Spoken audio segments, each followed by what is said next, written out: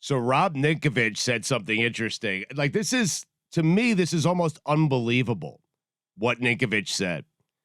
He said that Cam Newton was so unprepared during the New England training camp that Mac Jones, a rookie who is unfamiliar with the Patriots playbook and offense, a rookie coming out of Alabama, he had to teach Cam Newton portions of the playbook. Now, I don't know if that's Belichick, having guys placed in the media trying to make Belichick and the Patriots look good like Teddy Bruschi. Okay? I have no idea what that is. But Ninkovich comes out and says, and there's really no reason to say it, right? But Ninkovich comes out and says Mac Jones had to teach Cam Newton the Patriots playbook, which is such a bad look for Cam Newton, makes the Patriots look good, and makes me wonder if Cam Newton is now going to get a starting job in the NFL, because that's a bad look. When you have a guy, a former Patriot, and again, it could be one of these guys that Belichick has placed in the media that's only saying positive things about Belichick and the Patriots, but I have a hard time believing that Mac Jones, who is unfamiliar with the Patriots playbook, was teaching Cam Newton a playbook that he had played under for a year. That seems implausible to me. I just am not buying this at all. It sounds like it could be a massive stretch. Cam Newton missed, 5 days of practice as a starter because of COVID. Mac Jones could have just been filling him in on what he missed. Do we actually think this is Cam Newton not knowing anything and Mac Jones being like, here, I'll teach you the ropes? Cam Newton is a 10-year NFL veteran. He won MVP. He knows the NFL playbook.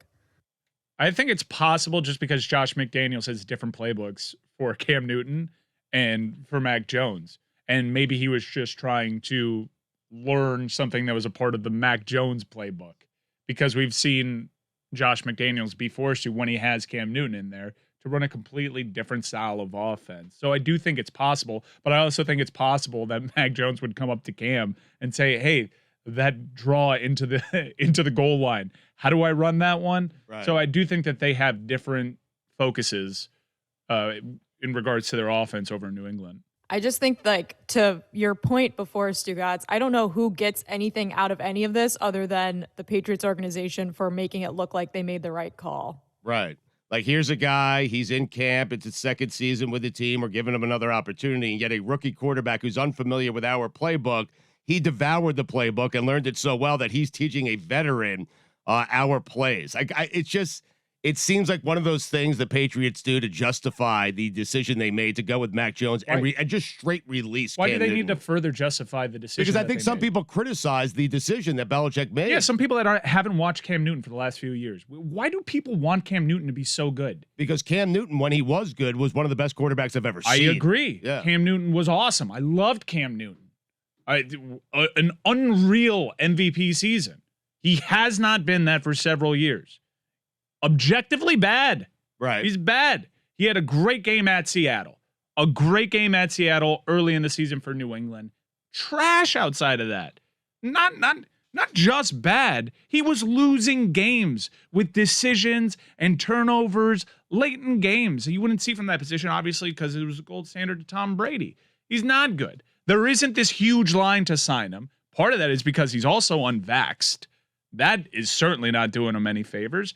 He just hasn't been good for years. But this isn't doing him any favors either, and I think that's the larger point, Mike. Saying that he didn't know our own playbook, he didn't take the job that seriously, is not doing Cam Newton any favors. That's why I was surprised.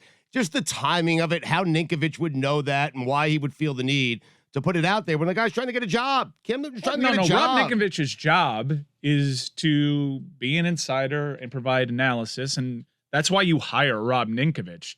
Oh my God, we should be celebrating the fact that someone came from that organization and actually gave you something of substance. No, that's fair. Something that was interesting. I'm questioning what it is that he gave me, though. That's all.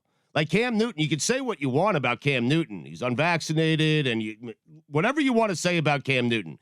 He's talented, and Cam Newton's never been a problem. Like Cam Newton, and Mike, that's a problem. Saying the guy didn't care about his job enough where he wouldn't dive into the playbook and learn it and had to learn it from a rookie, I don't know. It doesn't come off as something that's plausible that I believe, and it's just putting Cam Newton in a really, really bad spot. So Rob Ninkovich just shouldn't say that, is what you're saying? He shouldn't reveal that as analysis. there were several factors that went into this decision to give Mac Jones the job and then divest themselves Just from say Mac Cam Jones Newton. was better. That's it. Like let that be the message that is coming out of Patriot camp. Okay. Yeah, Mac Jones won the job. He's better than Cam Newton. Like to get into the minutia and the details of why. Listen, it sounds funny because it sounds really funny because you've opened the big suey with it, and what you're asking for is to have less things to talk about. No. What I'm asking for, it's funny as a media member because this is exactly what you want. You want someone who's on the inside, who has been on the inside, who has sources, who is telling you that Cam didn't know the playbook. I just don't buy it. That's all I'm saying, Mike. Like, I don't buy it. I don't believe what the Patriots are putting in Ninkovich's ear, and I don't believe what it is Ninkovich is telling me. Like, I don't buy that Cam Newton didn't know the playbook and Mac Jones knew it better than he did. Sorry. I just think Ninkovich can say whatever he wants, but we should question the source. He's obviously friends with a lot of people that still work with the Patriots, whose job it is to make Mac Jones look good this season. And Mac Jones is going to have growing pains. He's not going to start and go take them to the Super Bowl this year. So they're going to want him to look as good as possible. And like he's, this playbook wonderkins going into the season, and that they actually made the right choice in releasing Cam Newton. So you're looking at the leak and trying to figure out who benefits from the leak. It's very clear that Cam Newton does not benefit from this leak. And I guess Mac Jones does, and the Patriots organization does kind of. I don't think that there is this big campaign against Cam Newton. No, but Cam Newton's just not good. Cam gets criticized enough, Mike. It's like kicking a guy when he's down. And he's down right now. Like he doesn't have a job. He lost the job to a rookie quarterback. You need to rub it in by telling the world that Cam didn't know the playbook and the rookie quarterback did. Just say the rookie was better. Okay. That's it. Like Cam is down on his luck right now. This can't feel very good to a guy who won an MVP 4 or 5 seasons ago. And so you have to reveal that. It's just, A, I don't buy it. And B, if it's true, why do you need to reveal it? 6 years ago, it doesn't feel good to lose your job. I'm sure Cam Newton is feeling pretty down right now. It's the realization that his body just can't do the same things anymore. And he's credit to him for actually, if there were aspects of that offense that he didn't know, credit to him for actually approaching Mac Jones to see if he can get better in other ways that you need to be effective as a quarterback. I don't think it's necessarily a bad thing. And I just painted a very plausible scenario in which Cam Newton would be consulting Mac Jones on a certain aspect of the playbook. It's very clear that he has a different offense written out for him. But why do you guys have the Patriots justifying themselves? Like, they're the Patriots. No, Bill Belichick does not need to justify his decisions through Rob Ninkovich in the press. Bill Belichick has a losing record without Tom Brady. So easy on Bill Belichick. Like he is what do you mean easy on Bill Belichick? He has a losing record without Tom Brady. Losing record. So you're arguing it's a make it or break it season for Bill Belichick. I mean, show me something. Seriously. He won 6 Super Bowls with Tom Brady, and the second that quarterback goes to another team, he doesn't make the playoffs, and Brady wins another Super Bowl. Like, enough with this Belichick stuff. What does he need to justify? Why would he need to justify? No, he needs to justify. You know what else he needs to do? He needs to win without Tom Brady. Have one season without any season without Tom Brady as your quarterback. Do something. He's 11 games below 500 when Tom Brady is not his quarterback. So this is the end of your game, make it or break it, that you pitched me last week. Yes. The whole thing was revolving around make it or break it seasons, and it was just to do Bill Belichick. Yes. Now make it or break it. Yes. Broke it. It didn't make it as a segment. Well, you would agree, though. It is a make it or break it for Belichick, though, Bill. You would agree with me on that, right? Yeah, 100%. Of course. Yeah. Andy Reid too. I mean, listen, a lot of coaches. Yeah. A lot of coaches have won 1 Super Bowl. Okay. Mm-hmm. I mean, Brian Billick did it with a straw hat. Okay. And he never coached again. John Gruden. Do me a favor. Wait a second. You have the greatest quarterback. We were calling him Patrick Hall of Fame, okay, during his rookie season. Did I say that right? Hall of Fame. I don't think anybody was putting him in the Hall of Fame his rookie season. There were. There were. A lot of people. Trey Wingo was putting him in the. Yep. He was. How many games did he start his rookie season? People were already starting. The chatter had already started. Right, you guys are doing a thing. I'm sorry. How many games did he start his rookie season? I think 1. One. Okay. And he looked good. Yeah, but he looked real good. Right, and that's when they started to say it, and then it really cranked up in the second season. Ran Alex Smith out of town. Right. Okay. Mm-hmm. But when you have this generational quarterback, along with one of the greatest tight ends we've ever seen, and all kinds of talent all over the field, win a second. You would agree, make it or break it, right, for Andy Reid? I mean, hot seat perhaps for Andy Reid, but easy with what we do with Bill Belichick. Because why would Belichick want to defend himself? It's simple. A lot of people criticized him, A, for the decision to go with Mac Jones over Cam Newton, and then a lot of people criticized him for leaving himself with no backup. In a COVID world, a pandemic world, he doesn't have a backup. Mm-hmm. And he had perhaps the best backup in the game in Cam Newton. He just let him go. Let him go. Who are these people? Me. Yeah. And lots of others. Or one person. Stugotz, you cannot honestly believe that Cam Newton is good. You cannot. I believe I would like to have Cam Newton as my backup. I would. Okay. Cam Newton said that he doesn't believe that there are 32 quarterbacks better than him in the NFL. I believe that he doesn't believe that. I 100% believe that he believes that. I don't think Cam Newton's a good backup. Cam Newton's done. So Washed. He's not even the best 64 then. No, I would. Here's how I would have Cam Newton on my 53-man roster, though. I would. To do what? Because I still think he's an effective weapon in the goal line. to He'd be your goal line back? Okay. To do what he's done better than anybody in the history of that sport, which is just be a goal line quarterback. Now, even that's not as good. But if I got a yard, oddly enough, I'm taking Tom Brady to get me that 1 yard on the QB sneak. Right. Because he's unreal at it. He's the best ever. Yeah. Yes. Yeah. And I'm taking Cam Newton. Right. Prime Cam Newton doing that was just unreal. I still think he has some things to give the game in that respect, but a backup quarterback, I'd take Case Keenum over Cam Newton easily. No, you wouldn't. Easily. I'm doing it presently with Cleveland. Case Keenum is a far superior quarterback right now than Cam Newton. Cam Newton is just not good. If you still, in 2021, tell me Cam Newton is good, you have not watched Cam Newton in 6 years. You just simply haven't. Mike, let's say you're right, and perhaps you are right. I'm not saying you're wrong, by the way, but let's just say you're right. And he can't. You don't need to say that I'm right. 32 teams right now are telling me that I'm right. Well, he's not vaccinated. That's part of it. If he was good enough and unvaxxed, He'd be the Patriots trust me, quarterback. he'd be there. Right. He's not good enough. The league is telling you he's not good anymore. But Mike, I don't want to have that debate, okay? Because maybe you're right.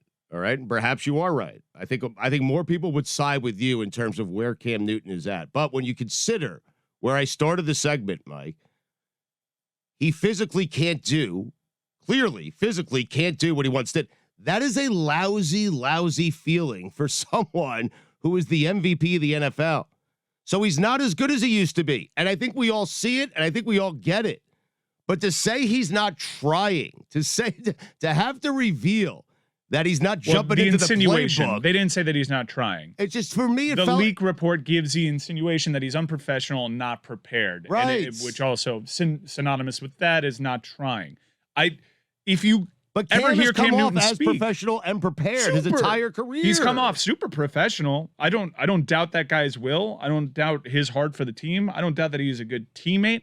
I don't think he's a bad locker room guy. Right. From people that play with him, he has an intense passion for the sport and for proving doubters wrong. He is in great, phenomenal looking shape.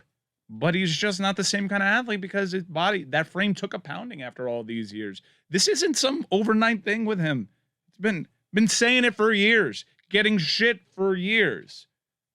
There's a weird Twitter thing where people want Cam Newton to be great again. And I would love to watch that Cam Newton again. He was electrifying. Right. It's just not going to happen with Cam Newton. The next Cam Newton is probably playing somewhere in college right now. So I'm not disagreeing with anything you're saying. What I'm objecting to is the Patriots feeling a need to smear a man who's probably feeling pretty lousy about himself. Like, the physical stuff is bad enough on its own. That's hard to deal with as a human being. Okay? I wasn't fully prepared for this heartfelt take of yours. So I don't know why I'm just taking it to the sports. It's weird. I keep taking it to the sports thing, but your empathy for what Cam Newton is going through and the intentions behind the leak, that led to an interesting discussion, I think, because of the intent there. But I'm just kind of thrown by you caring so deeply for Cam Newton as a man. Perhaps I'm going through it with age, where I realize, and I think Dan and I have had this discussion privately, right? I realize I'm not as good at this as I used to be. I'm not as sharp. I'm not as young. I'm not as paying attention as much as I used to sports. Like all that stuff. I know it. It feels lousy, but I don't need to hear it from inside the organization. That's all I'm saying. Like, I know it. I'm doing the best I can. I'm trying to be as good as I've ever been. I'm trying to be back and better than ever, but I know I'm not. I'm not as good. You can't say. So now maybe I'm feeling bad for a guy who's aging. That's all, Mike. So guys, you can't say I'm not watching sports as much as I used to, and then immediately say I'm trying as hard as I can. Life, man. Sometimes life gets in the way, yeah. Michael. I mean, yeah. I don't know how you're pulling all this off, going to Canes. You have a kid at home. What are you doing? She's coming with me to the Browns game. That's irresponsible. Oh my God. What? No child should be subjected to the Browns. Exactly. That's fair. Seriously. Yeah. That's fair. Where is that game? Arrowhead. Oh, wow. Yeah. 6-point spread. That game is going to be awesome. Telling you right now. I'm taking. You put the Chiefs on upset alert last week. I'm taking Juliet to this Browns Chiefs game. Right. But I am also packing a little futon because come 3:05 Central Time, I am putting Juliet to bed. Put all your kids to bed. Okay. Because this game is going to be a classic. Right. Telling you right now. Even classic? A classic. A classic. I'm telling you, Sunday's game so between the Chiefs and Browns. The game of the weekend. Will be an absolute classic game. People will be talking about it how long down the road? Weeks, at least. Weeks. They'll talk about it the way they talked about that Rams Chiefs Monday Nighter from a few years ago. I don't know about that. This is going to be a great game. Telling you right now. They score, yeah, Tony's right. They score like 100 points between the two teams. I expect at least 3 defensive stops in this game, so it'll just add to the drama. I just don't see how either team's defense can stop the other. But how long do you have to talk about a game for it to be one of the best games of all time? Like that Chargers-Dolphin playoff game back in, I think, the 80s with Kellen Winslow at the Orange Bowl, where Winslow had to be helped up. You can do it with stakes. We're still talking about that game. You can do it with stakes, but it's rare to have a single game that happened in the regular season that people still talk about the way that they talk about that Chiefs-Rams one. That's a high bar, admittedly. But this is a Ravens-Browns on Monday night did that a little bit. Dolphins-Jets on the Monday night did that. Yeah. Yep. Yeah, with that insane comeback. If you have a crazy comeback, but this is locally. Wait, don't the Dolphins play at 4:00 too? That stinks if you're a Miami Dolphin fan because they're going to be playing good football at Arrowhead. Oh yeah, it's Dolphins-Patriots 4:25. Yeah, that stinks. Must win. It stinks. I hate when my team is playing up against the game of the week. It does stink. Like you're torn on which one to watch. It's got to be an awesome game. Jess, who do the Pittsburgh Steelers have? Is that Buffalo? Yeah, 1:00 on Sunday. Oh, that's a loss. That's gonna be sorry, Jess. I actually said the next Cam Newton is in college right now. No, the next Cam Newton is Josh Allen. Yeah. The Jets play Carolina, Mike. I mean, the NFL is doing me dirty. I mean, that has the Jets losing, Sam Darnold going, for 350, 3 touchdowns, no interceptions. Like that has that written all over it. It's a fun slate of games. It is a fun slate. It's really good. But your game's the game we'll be talking about forever. Yeah. I mean, echoing through time. There are other games. We just talked about how there are other games. Why would they put not a other game games that we'll talk about forever. Why would they put even other games on Week 1 should have just been Browns Chiefs. Put that on the poll. Should Week 1 just have been Browns Chiefs? It is a great game. The Sunday slate this weekend is so much better than the kickoff game. Usually they try to make the Thursday night kickoff game the best game of the weekend, and it's Dallas-Tampa. And I guess maybe a few months, maybe before Dak Prescott broke his ankle or whatever, it would have been a good game. But I think they make the schedule after that. I don't know why they would put Dallas in primetime on Thursday night when he hasn't even practiced yet this year. Well, they're putting the Bucs on primetime Thursday night. Forget the Bucs. They're just putting Brady primetime Thursday night. That's all they're doing. Put Brady against someone that I want to see him play against.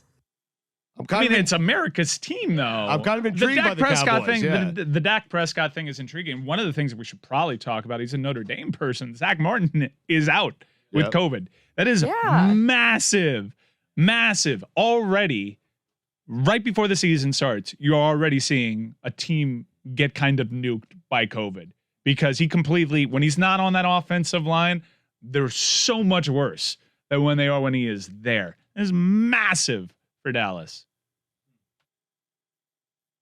I'm kind of intrigued by that game, though. Like, I want to see.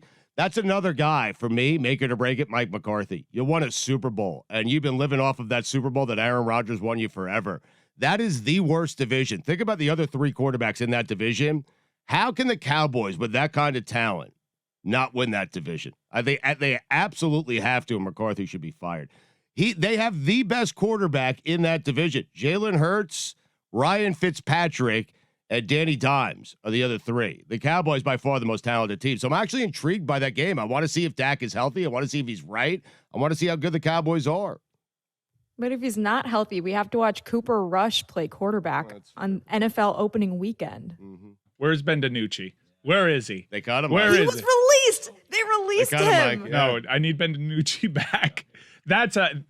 I made the mistake. The last game that echoes through time that happened during the regular season, I'll remember forever, is the Ben DiNucci game.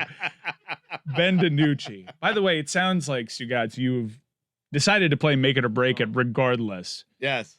We gotta, anytime you have a game idea, you gotta dress it up. You gotta give us time. You can't just barrel through and play it anyways. So how about we do this? Okay. I'm going to dress up this segment and you actually get to play make it or break it rather than what you're doing right now, which is just some weird deconstructed version of it. It's just, when a guy's name pops into my head, it's, I determine whether or not to make it or break it. I do this all day, Mike. We're going to play make it or break it. Play the music because I think I you have a make it or break it? Okay. Yes. Well, I'm learning about this very quickly, Yeah. so I can only have a certain number of options, but I think I found a song that will really work for this segment. Okay.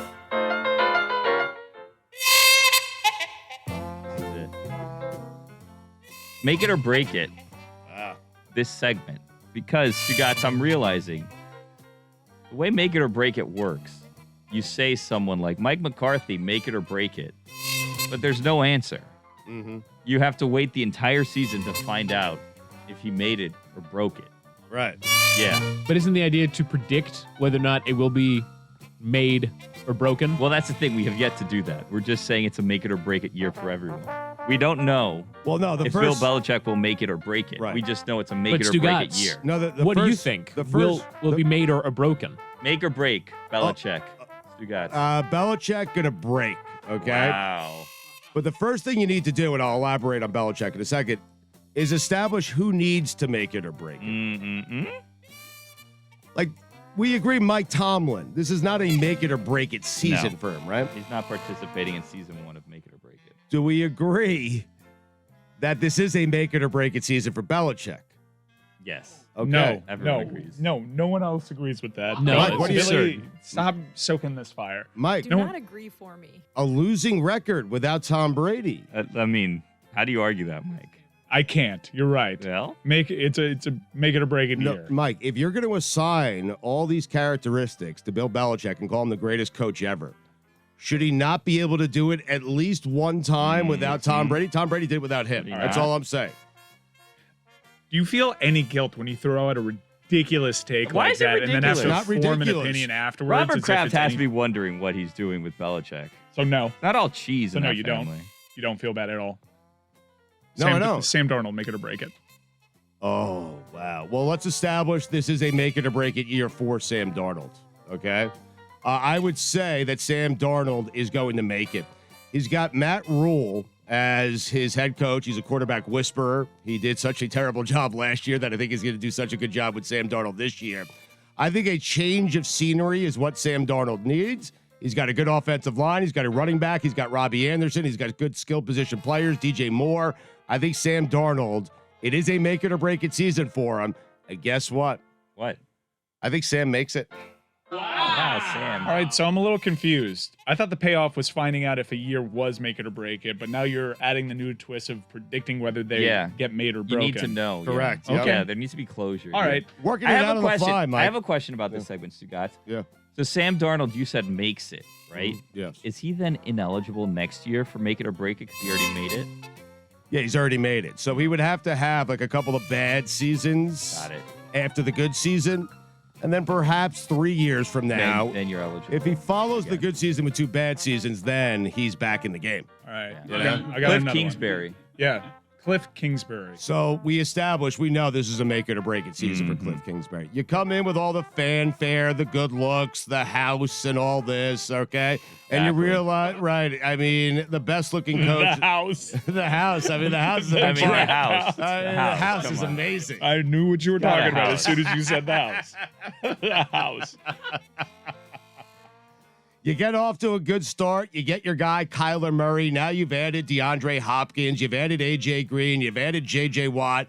You've added some big names, right? Now it's the toughest division of football, so I'm not certain if the Cardinals are going to be very good. I'm also not certain if Kyler Murray is that good.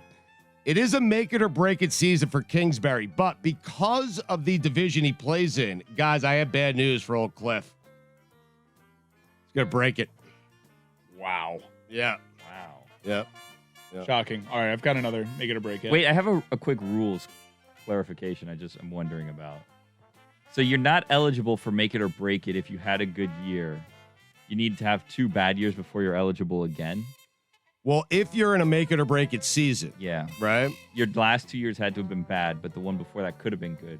Because Belichick, has he had 2 out of 3 bad seasons? He's had 2 or 3 bad So is he seasons in a row eligible? now. Yeah, he is He's had 2 or eligible 3 for bad it, seasons yes. in a row. Now I Sam don't think Darnold's that's there now, but if he has a good season, he's off the game. And if he follows that good season with 2 bad seasons, he's back in the game. Billy, I thought we went over this.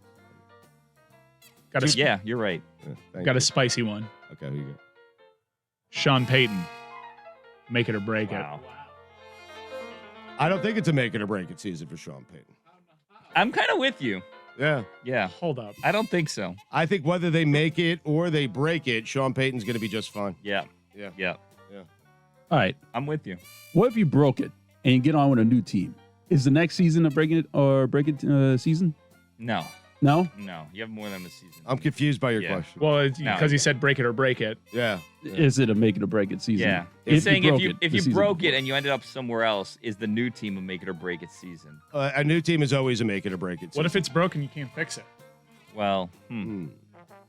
I hadn't considered that. And what if you break it? Do you buy it? I drafted Taysom Hill yesterday, second to last round. Did you really? Just in case. Is he eligible at tight end? Well, that's the thing. Maybe he will be after like 3 or 4 weeks, and then we get a little injury to Jameis, and then we have a quarterback playing tight end, getting me 40 points a week. So Tell me more about your fantasy just team. in case, just a little strategy out there if anyone's listening. Jameis Winston, make it or break it? Wow. I don't think so. So you You have think it as Jameis make, Win- yeah, you make think it or Ja- break it for Jameis, but not for No. Peyton? Not for Peyton. I don't think it's make it or break for Jameis either. No, I think it is. You spent 2 years behind Drew Brees, right? Or a season behind Drew Brees, a season in that offense. You're with the best quarterback coach in the NFL right now in Sean Payton. You have to be good. And not just good, you have to be special. If Jameis Winston is not special this year, Jameis Winston's career is over. I think Jameis is going to make it. How about that? I think Peyton's that good of a coach. I think Jameis is a good quarterback. I think he'll eliminate the mistakes. I think Jameis makes it. Make it or break it. Stugotz, Matthew Stafford, make it or break it. Because it could also be, I mean, this is like an if not now, then when No. situation. That's a different game. That is a totally What? different game, and you know that. I love that What? game too. No. Yeah. If not now, when is a totally different game. How dare you? That is very What? disrespectful. Yeah. It's a totally we have totally You know what different you're imaging. doing. Don't Okay, even. hold on, let's Don't hear even. it. We have Don't They're in the different same imagery for family. it. Make it or break No. it. If not now, then No. when? No. They're totally different games, and it has different music. So now you do this under the guise of They're in the same family, and that If not now, Gronk when? and his brother, the other Right. Gronkowski, was on the Patriots, are in the same family. Totally different. Yeah. Mhm. Here we go. If not now, when?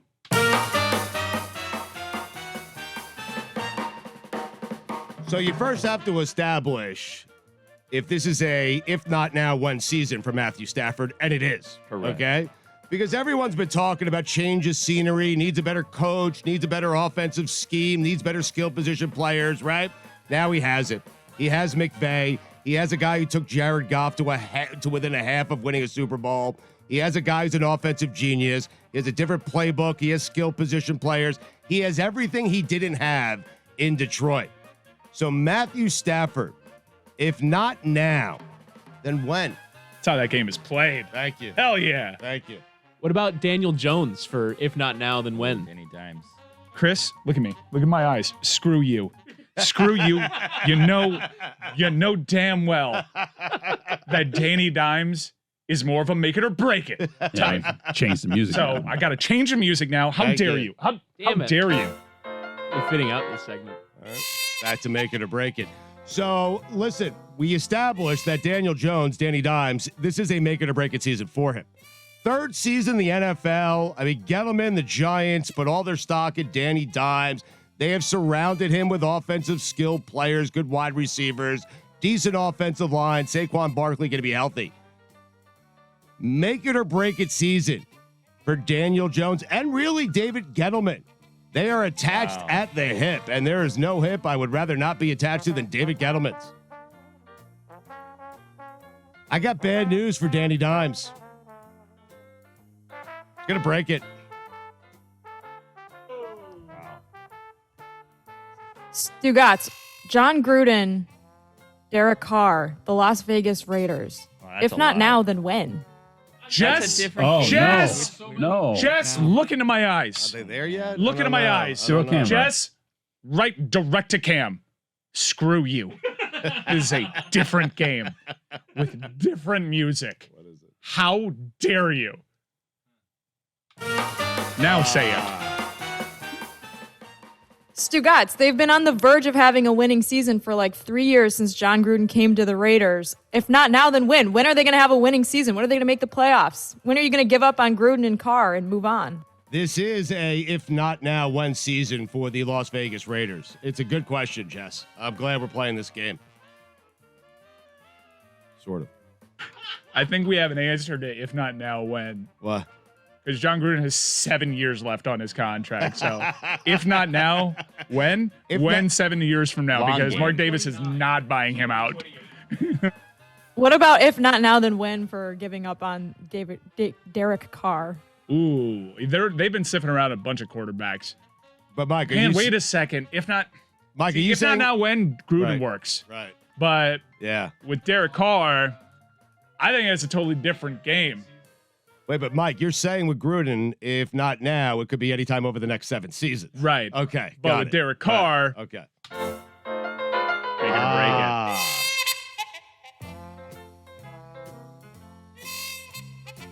Trying to establish if this is a make it or break it season for Derek It's so Carr. funny to me that I I don't know could that it literally is. look into that studio and seeing you trying to formulate an opinion. Well, no, I'm trying to think. Is it a make it or break it season for Derek Carr? It's like he had a really good year last year. I'm not certain 8 if and it 8. is. Yeah. All right. It's a make it or break it season for Derek Carr. Listen, with Aaron Rodgers looming, 1 season left in Green Bay, okay? And you're Derek Carr, and you said the only place you want to play is for the Las Vegas Raiders and John Gruden. Mm-hmm. I got to tell you, unless you start picking up your play and they start adding on some wins, you're not going to be there much longer. And if the only place you're going to play is Las Vegas, then I got news for you. If Aaron Rodgers is sitting there, okay, and you have another 8-8 season, Gruden's going to do everything he can to go get Aaron Rodgers, and he's going to get you out of there. Because Gruden didn't sign up for 10 years of 8-8. Gruden signed up for 10 years of ownership, $100 million, and to try to win a Super Bowl. All right? He did not sign up for 8-8. And if Derek Carr can only get him to 8-8, and Aaron Rodgers is looming, then I am afraid this is a make it or break it season for Derek Carr. But I got news for you, and good news for you. I think he's going to make it. Wow. I think the Raiders are going to be a very good team this year. Derek Carr had 4,000 yards, 27 touchdowns, and only 9 interceptions last year. And their over-under wins for 2021 is at 7 right now. If Derek Carr had that season in 1995, Greatest ever. he'd be an MVP. He'd be talked about as one of the all-time greats. Every kid would have a Derek Carr poster on its wall. And now it's a make it or break it season for him. I mean, it's unfortunate for Derek. Carson Wentz.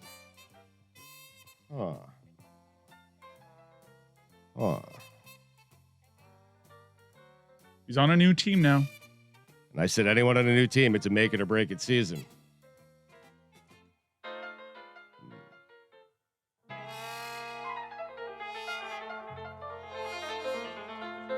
You're thinking, or That's unfortunate. Oh, we're back. Oh, we're back. Why are you playing instruments, Jazz? Why are you playing the air saxophone? Oh, okay, good. This is a make it or break it season for Carson Wentz. New quarterback, new team, Indianapolis Colts. Frank Reich. He had his best season under Frank Reich.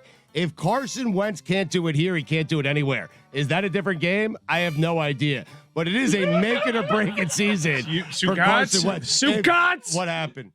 Look into my eyes. What happened? Look into my eyes. What happened, Michael? Screw you. You know damn well. If he can't do it here, he's got to go somewhere else.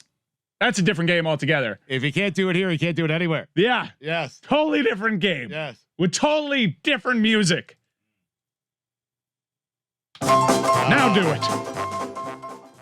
If he can't do it with the coach, okay, that was his coach during his best season as a pro, which was, I think, his first season with the Eagles. They were 10-1. He was the MVP of the league. Everyone was talking about him. Then he got hurt. Nick Foles came in. Now he's reunited with that guy who had him playing the best football of his career. They have a good team. They have a good offensive line. They're in a winnable division. Carson Wentz, if you can't do it here, you can't do it anywhere. And if not now, when? They're in the same division as the Titans. What happened? Stugotz, The Titans. screw you. You can't go back to an original game. Oh.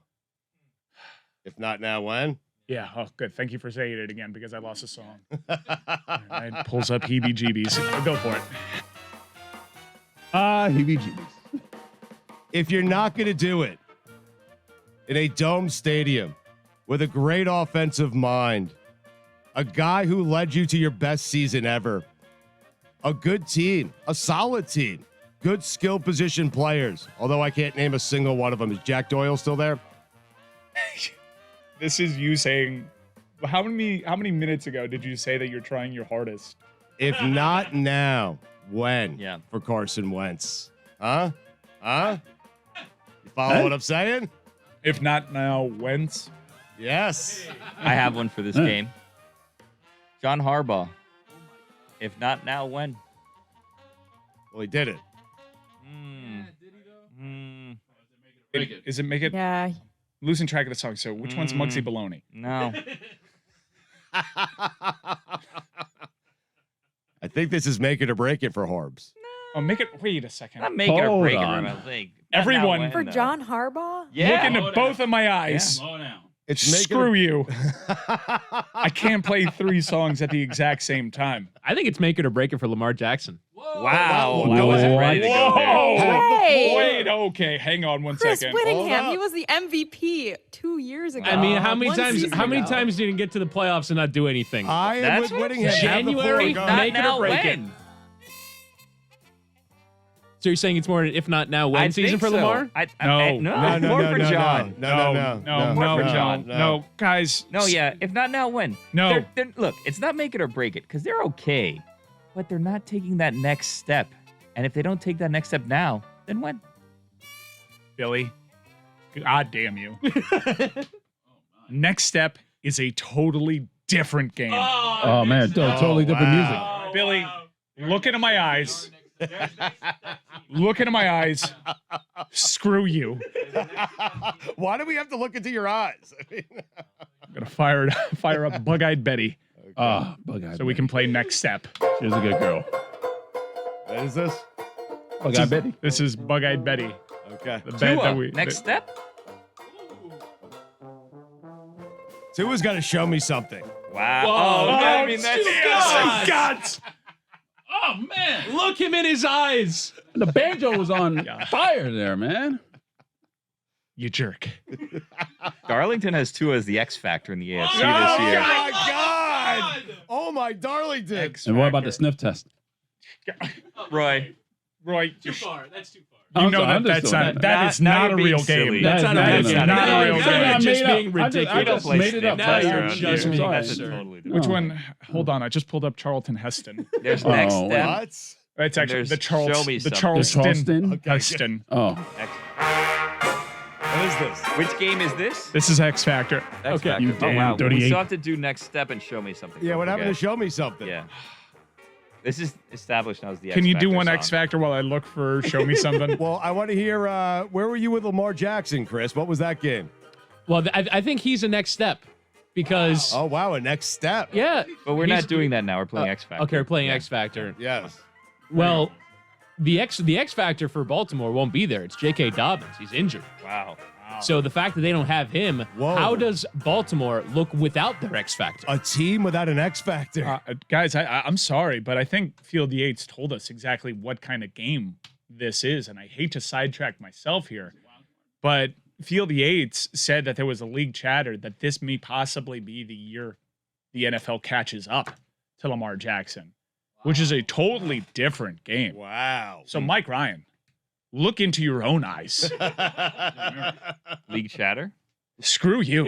Let me fire up Martini Mole and play league chatter. Oh wow.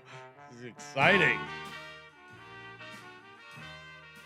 Now, there is league chatter that if Odell Beckham and Baker Mayfield do not get on the same page. So, guys, this is your opportunity to say OBJ. OBJ.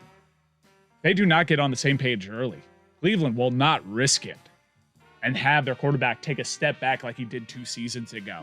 And they may look to move Odell Beckham. And that is a league chatter. Would have smoked this fire. Roy, I'm sorry. I apologize. It's a good game. Smoke fire. you know that is completely different game Yes, I than the know. one I that we know. were playing. We were playing league chatter. Yeah. I should screw myself. Yeah. Look into my eyes. I'm looking. And go off the trolley Turn around. Turn around. because we're playing smoke fire.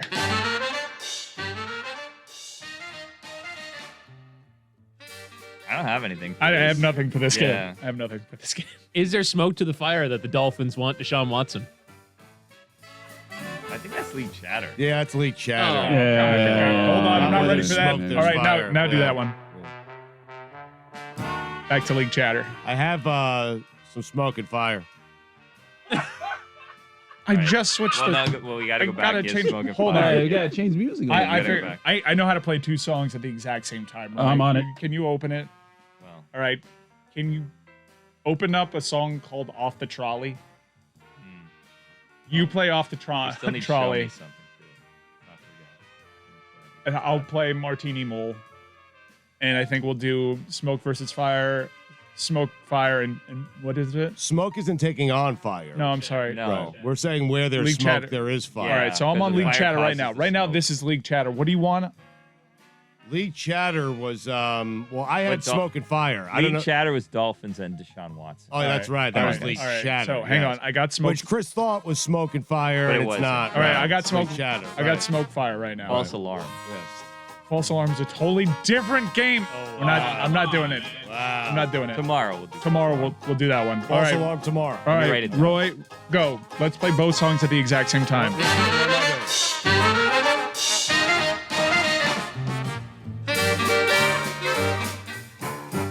You know, the Eagles bring in a couple of backup quarterbacks and Gardner Minshew and Joe Flacco. One's won a Super Bowl, the other's a gimmick.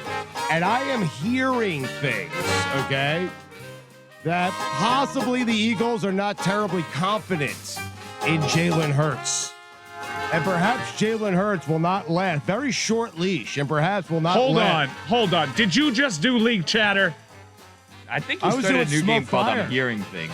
Yeah. That's League Chatter. Oh. Really? I think it's different. But sometimes the chatter can be the smoke, Mike, that leads to a fire. Well, it could be. Where is Make It or Break It being played?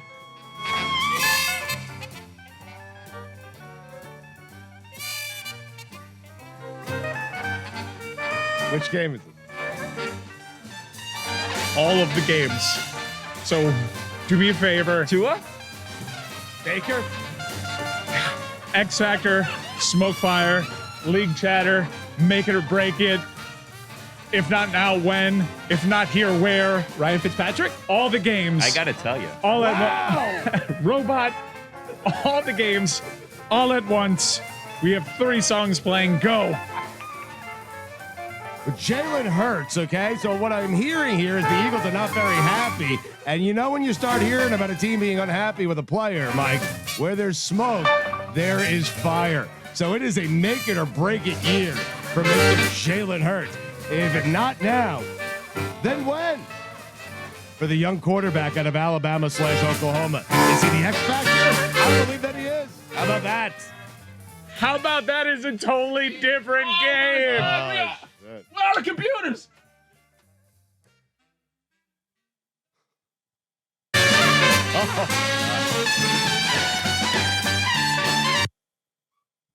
Lyft has a setting where you can request a quiet drive. That's awkward. That's rude. I request a quiet drive. Oh man, that's I mean, that's a terrible way to establish a relationship, Mike. 100%. But you're not attempting to establish a relationship. Oh, That's the yeah, whole you point are. of the request. No, you need to. You're in it together. You right? are. You're Yeah. in the car together. Yes. Yeah. It's a shorter relationship. It only lasts the duration of your ride, but a relationship nonetheless. What if something happens where you need some sort of harrowing act of heroism? You want to have a good relationship Exactly. with the person. Wait, if you request me to be quiet and I'm driving the car, then all of a sudden you need me because there's Yeah, an no. emergency, I'm telling, like, Leave no, you. I'm not responding. Yeah, Yeah. sorry. You wanted me to be quiet. I don't like making small talk with Uber drivers either because I think small talk is awkward. But I do think like getting into the Uber and being like, please don't talk to me, as if you're some rich person getting into a limousine and you're above like talking to your driver is like, I don't want that either. I don't want to like establish that precedent before I get in the car. If I don't want to talk that day, I'll just be very short with them and they'll get the picture. I don't pick that setting every time, and I don't think I'm like a rich person hopping in a limousine. I'm very clearly hopping into this Honda Accord right now. I know that I've made a choice to not come off snooty. It's just But look, Mike, you can't, you have to come off snooty when on the front end you're saying, don't speak to me. No. Let me tell you something, how my interactions in Uber go. Should I look you in the eye?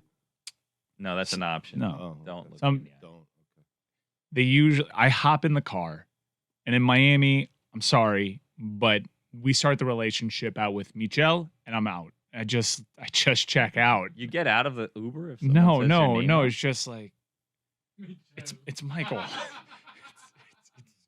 It's not Michelle. It's Michael. Right. And hearing Michelle sets me off. So I Right.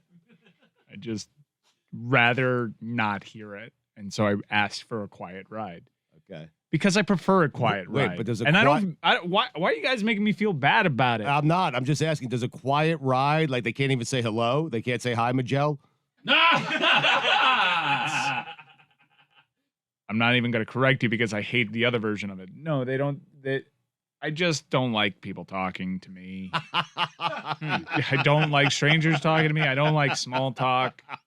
Mike, you wanna be can't left say alone. you can't say why, how does this make me sound snooty and then say I don't like people talking to me.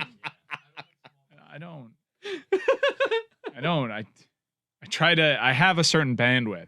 Right. And my life outside the show is filled with a bunch of people that feel like they know me a lot better than they do, which is they don't know me at all. Right. But they come up to me and they talk to me, and I'm just constantly surrounding by having to make small talk work. And so if you can hear my voice right now, and you see me out, I'm really sorry. But if you chat me up, and I understand sometimes you feel like you know me because I'm in your head for 4 hours, but I don't really have much to say. Right.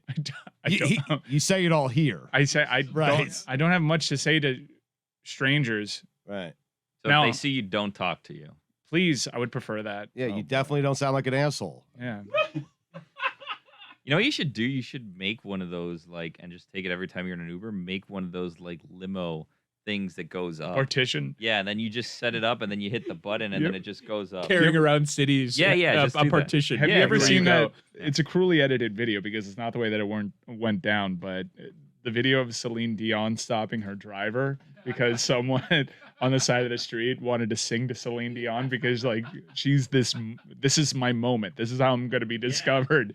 And Celine Dion, the way that the video is edited is while the lady is singing, Celine Dion just puts the window back up after stopping the car. She's like, okay, lady, I'll give you the time of day. Show me what you got. And as a woman's singing, Celine Dion realizes, oh, this is a very bad voice. And rather than break her heart by telling her that, or just have a conversation, she just raises the window back up. You gotta bang on the window with the other hand, be like, "What's happening? What? Who's doing this? What's happening here?" Gotta go. Yeah. Gotta go. No, you pretend like someone else is doing. Like, hey, whoa, Yeah, you do the thing where you turn your head and your mouth is like, "Oh, sorry, great voice." Both hands. Thanks for that. That's beautiful. Mike, have you requested a quiet ride and the person's still chatty anyway? No. That's a tough one. No, I haven't. No, and sometimes I get sucked into a conversation that I rather enjoy. But the benefits of that do not outweigh the risk for me. Because more often than not, it's something I'd rather not be doing. I'd rather be looking at my phone. I'd rather be texting friends that are waiting for me. I'd just rather be doing literally anything outside of talking to that person driving that car in that moment. I want to be left alone. So I wish more devices had that setting. If I could request a quiet airplane flight, I would love that. Right. If I could request a quiet sub making experience while I'm at the pub sub, I would love that. If I go to the gym, I would love to have a sign that says "Don't talk to me." These sound like very one-way You do, relationships. yeah. It seems like in general, you just want to request silence. You're allowed to tell people at the sub place what to put on your sub, but they're not allowed to ask you anything. No, they're not allowed to. After I say tomatoes diced, I'm sure. How's your day? No, but here's what they encounter. I'm sure they're perfectly fine with me saying dice the tomatoes, please. Oregano, sure. Light mayo. But if I start asking them about how the Hurricanes look this season, they're going to be a little confused by that. But they would engage you. I mean, they would. Yeah. Would they? I think so. I'd be thrown by it. I mean, but what they know about you is the Hurricanes. What you know about them is the sub. So, like, you could ask them, like, hey, which bread do you prefer? They're probably like, I don't want small talk. Just tell me what bread you want. Right. Like, give me your top 5 bread. Yeah, give me your top 5 breads. Exactly. Yeah. Which the bread? worst is when that backfires at a restaurant and you ask them what they would recommend, and then they're very lukewarm about the answer. And then you're like, why am I eating here if nothing is good on the menu? Why would you? Why do you want recommendations from the waiter of what's good there? Like they're not, because they generally get to try everything. They've eaten there. I don't trust them as honest brokers of information. I really don't. Okay. I don't trust. Wow, really? And the most not money for only- the dish. I feel like they're the experts. Jess, I am totally with you. I trust my waiter or waitress, and I expect them to be experts at the restaurant they're working on. You have different palates. You like different foods, presumably. No, I'll ask a waiter like, hey, you could order one thing on this menu. What are you getting? I do it all the time. Just because I'm interested in their response. What's your batting average on that? Sometimes I don't get an answer. Like they're thinking about it and they're fumbling around. If you don't have a definitive answer, you don't know your menu very well. And I doubt whether you've eaten the food or not. Exactly. And they can tell you what's like really popular. Like, I'm deciding between like the mac and cheese and the pot roast. And they can be like, well, the mac and cheese is a huge hit here. And then you'll be like, oh, well, if a lot of people like it, maybe I'll get it. What do you do there, Stugotz? Because what if they give you a recommendation of something that you don't want? And then you're like, hey, what do you like? And then they tell you, and then you're like, well, I'm going to have something completely different. Right. Because then that's kind of like an insult to them. You're asking that question because you want them to validate what it is you're thinking about eating. And that's what you're doing. So because then there's the awkwardness of like, well, I told you what I wanted and you spat in my face. Right. Like I want them to tell me the strip steak and they tell me the cod. Right. Yeah. And then to answer, no, I don't get the cod, Bill.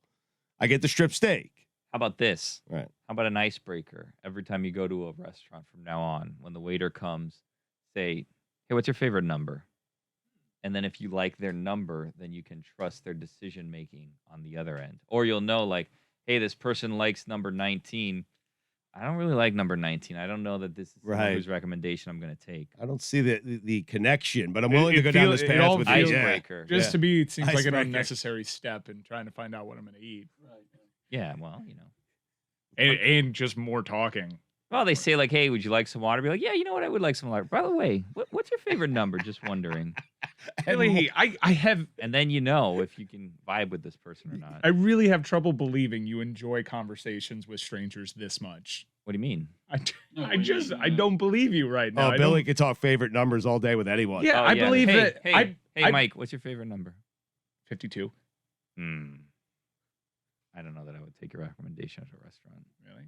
Woody, what's your favorite I number? like 52 because it looks like number 5 is looking at himself in the mirror. I've always been a 10 guy. 10. Oh. I'd consider it, Roy. 11, we know. Yeah. Anthony? 7. Oh, man, come on. Mainstream favorite number. Jess? 8. Interesting. Stugotz? 4. Ooh. My favorite number is 4. I would take your recommendation at a restaurant. How about that? What are you doing here, though? I don't know. Now, would you take Stugotz's dinner recommendation? Yeah, no, I would. What would you recommend for dinner? Where are we at? Burger King. I would say the fried chicken sandwich with cheese, little mayonnaise, side of fries, fountain Coke, and that's off the dollar menu, I believe. It's a little bacon cheeseburger that I love. Oh, Yeah. Love a bacon cheeseburger. Also love fried chicken over grilled chicken any day of the week. Grilled chicken, Well, if it's grilled chicken, over it has to be yourself. thin. The grilled chicken needs to be really, really thin. I hate a thick piece of grilled chicken. But I am with you in general, fried chicken over grilled chicken any day of the I week. wonder sometimes if those grill marks are fake because I think they are, right? Just Yeah. that, so they can show that they're cooking it. Yeah. Well, because they say, "Oh, this is grilled chicken," and then it's just So like these how random would marks. you go about creating fake grill marks? Oh, I mean, you could fake anything. Have you seen on the internet? You have these things that looks like a shoe. You cut into it. It's a piece of cake. I thought they cook it over a grill at a Burger King. Maybe. Isn't that like the whole appeal of Burger King? Flame Yeah. broiled. Flame broiled, yeah. Oh, flame broiled Whopper. Oof. But do they flame broil the chicken? I think it has to be grilled, right? It's grilled chicken. It is grilled chicken. They have a grilled chicken sandwich. I've never. Yeah, but I don't think that they're actually grilling the chicken there. What do you think they're doing? What are I they think doing? that they might have. The marks are a little too perfect for the grilled chicken. You could have superficial grill marks, but you actually microwave the chicken and then you just put it on a hot griddle afterwards. Got the grill marks. So you have them drawing on a piece of chicken with a Sharpie and then shoving it in the Correct. I microwave. don't know how they're doing Seems it. implausible. It's been about 15 years since I've had the grilled chicken sandwich at Burger King, but I think I recall actually being able to taste the grill mark. Really? That's Yeah. a good grill mark. I If thought you you were could saying the taste it. Sharpie. No, but they might actually do it. I don't have enough. Well, score 1 point for the joys of exploring a conversation, Billy, because we went off on a tangent right there, and it's all because you found out Stugotz's favorite number was 4. Yeah. So Now imagine if you had these conversations with strangers where you could go. Every conversation is a different adventure. I don't want to go anywhere outside of Mama Tried. Just get me there. That's all I want. That's the only place I want to go.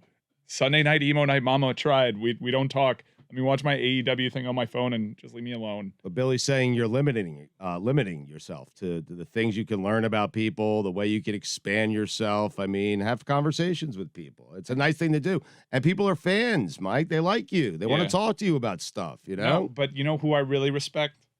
The interactions that I love the most? The first responders. That and military. Thank you for your service. Mm-hmm. The troops, always. Teachers.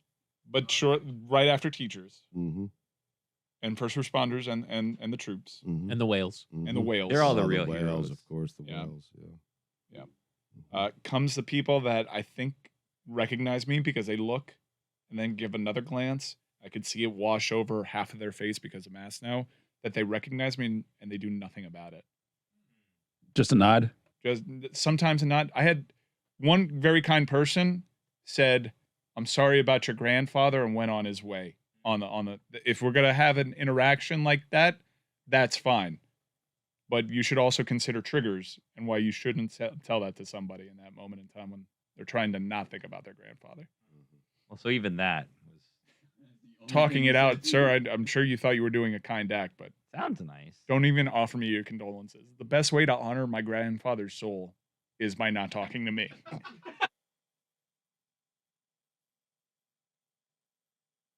16 years doing small talk at events, talking to our listeners. Smetty, you just started with us. Someone's a big fan of Talking to yours. somebody at an event is totally cool. When we're Right. doing a Moss Miami, I know what I'm signing up for. But if I'm trying to go out and have a good time, don't give me this reminder that I have to be on my best behavior. And I can just stop doing that. I feel like it's part of the gig, though. Like it's part of what we do. No, it's part of the gig for famous people. No, I'm not famous. No, Mike, you're famous. Smetty is famous. I mean, in our own little circle, in our little world. I'm not famous. No, to our listeners, you are, though. So if one of them sees you, of course they're going to want to have some interaction with you. But I love that you're already dreading it. You've been here for a week. Like, I'm not dreading. I thought it was funny, but he was just yelling Smetty. And I was like, well, this can only mean one thing. That's how you do it. But it's not yelling it at someone else. You guys also spend lots of time on social media, like sharing lots of aspects of your life. I also so then people think share. they know you. So like if you overshare, people are going to feel more comfortable with you. I share a lot less. I only share what I'm comfortable with people seeing. But I hold a lot of my life back. Now you could say, Mike, if you're gonna wear Zubaz to a Canes game, right, you've brought it on yourself. It does seem like when you're wearing that print that you're looking for eyes. If you are wearing an oversized and conversations, if you're wearing an oversized orange cowboy hat made of foam, right? You're talking out of both sides of your mouth. You're looking for a giant peach hat. Yeah. To which I say, I was at a different point in my life back then. Right. Different. I was looking for a peach hat, but the pictures with my friends are cute. All right, and I remember those memories. It's just, you know, if I recognize someone that I'm a fan of, I don't talk to them.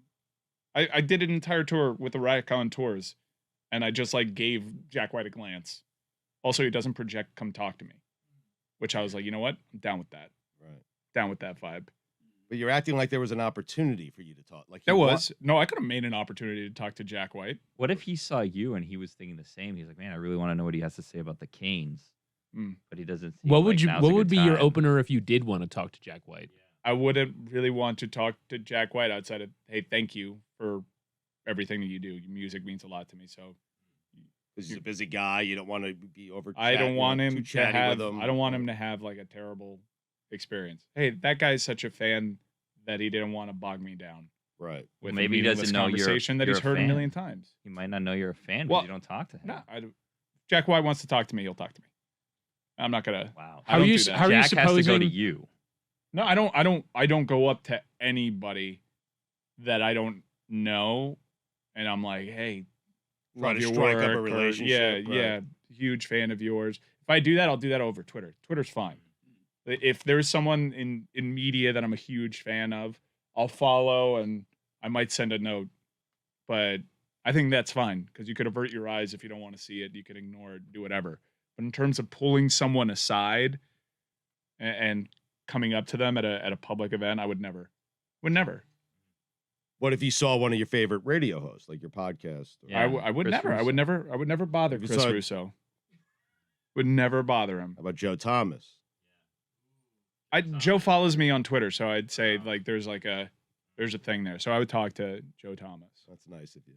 Yeah. Hey, we're social media friends. Does he have to come up to you, or do you go to Joe? Or? I would be I would take a inventory of the situation that he's in. If he's in a conversation, I'm certainly not going to approach him there.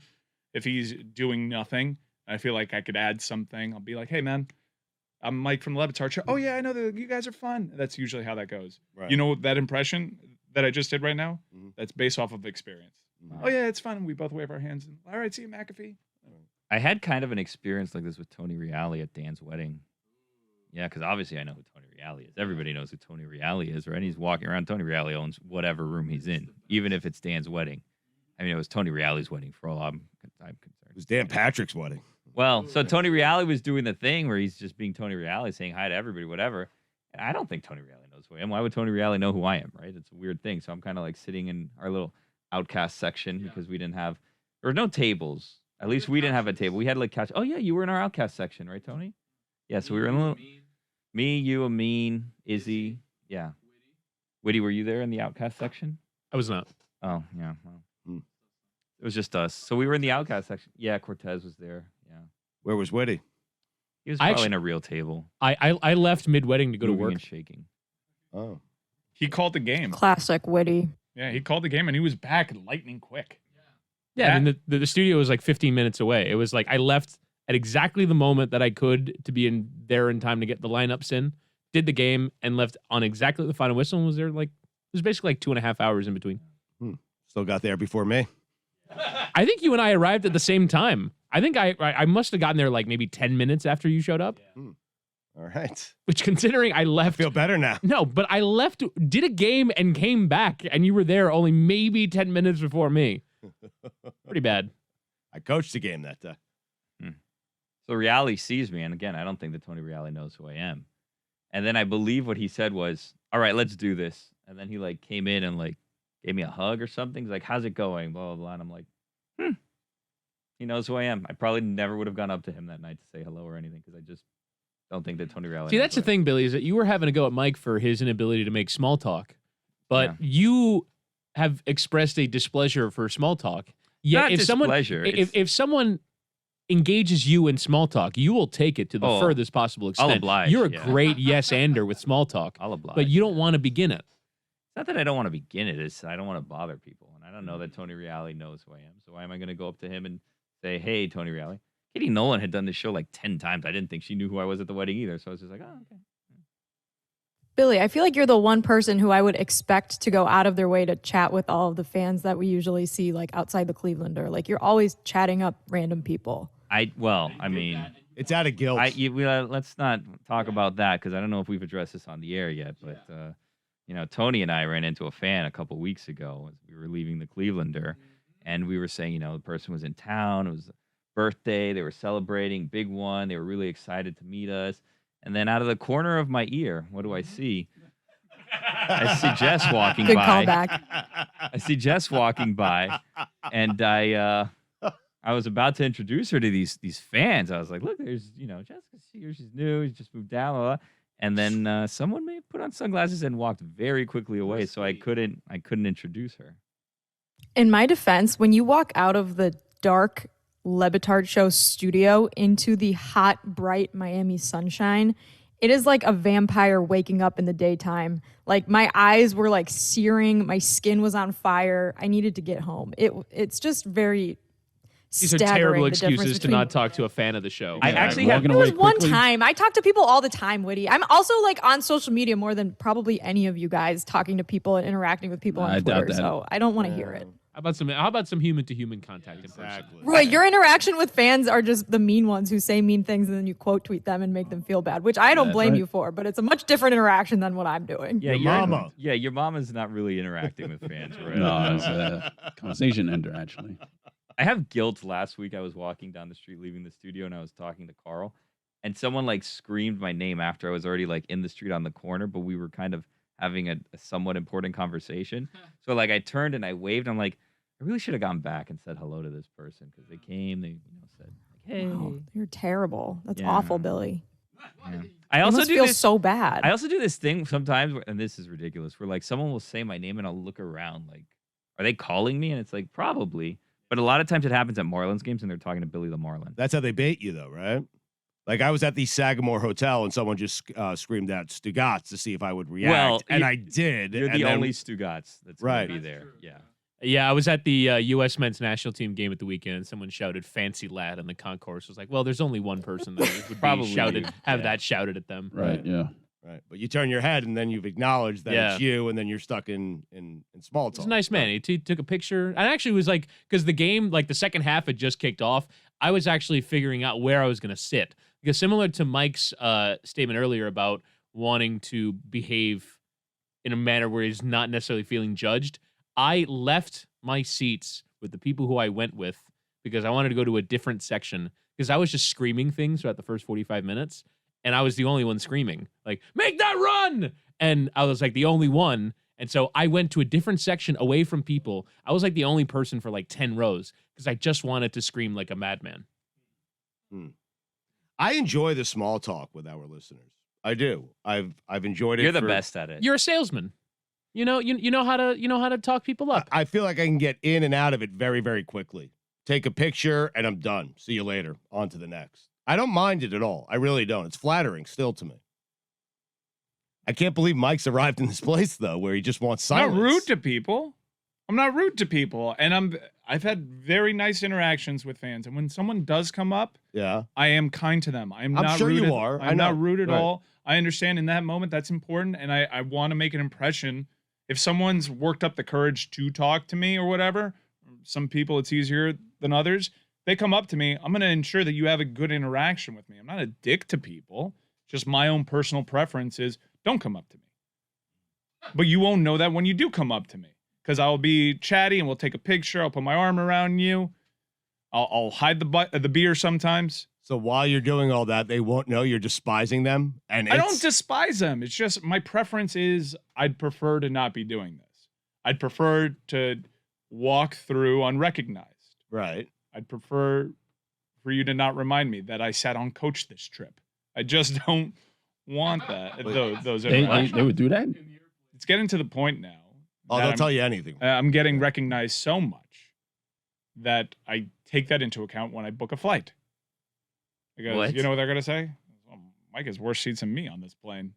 Can't even enjoy the simple pleasures of taking a cheap flight. This is Who would this judge is you? in your head. Who would Yeah. judge you for Judging that? Why are This is you in your thinking? head. You're No, I'm overthinking done. everything. You're overthinking that. You're Yes. overthinking I that. looked at Cynthia. I was like, "This is the last time we fly, coach."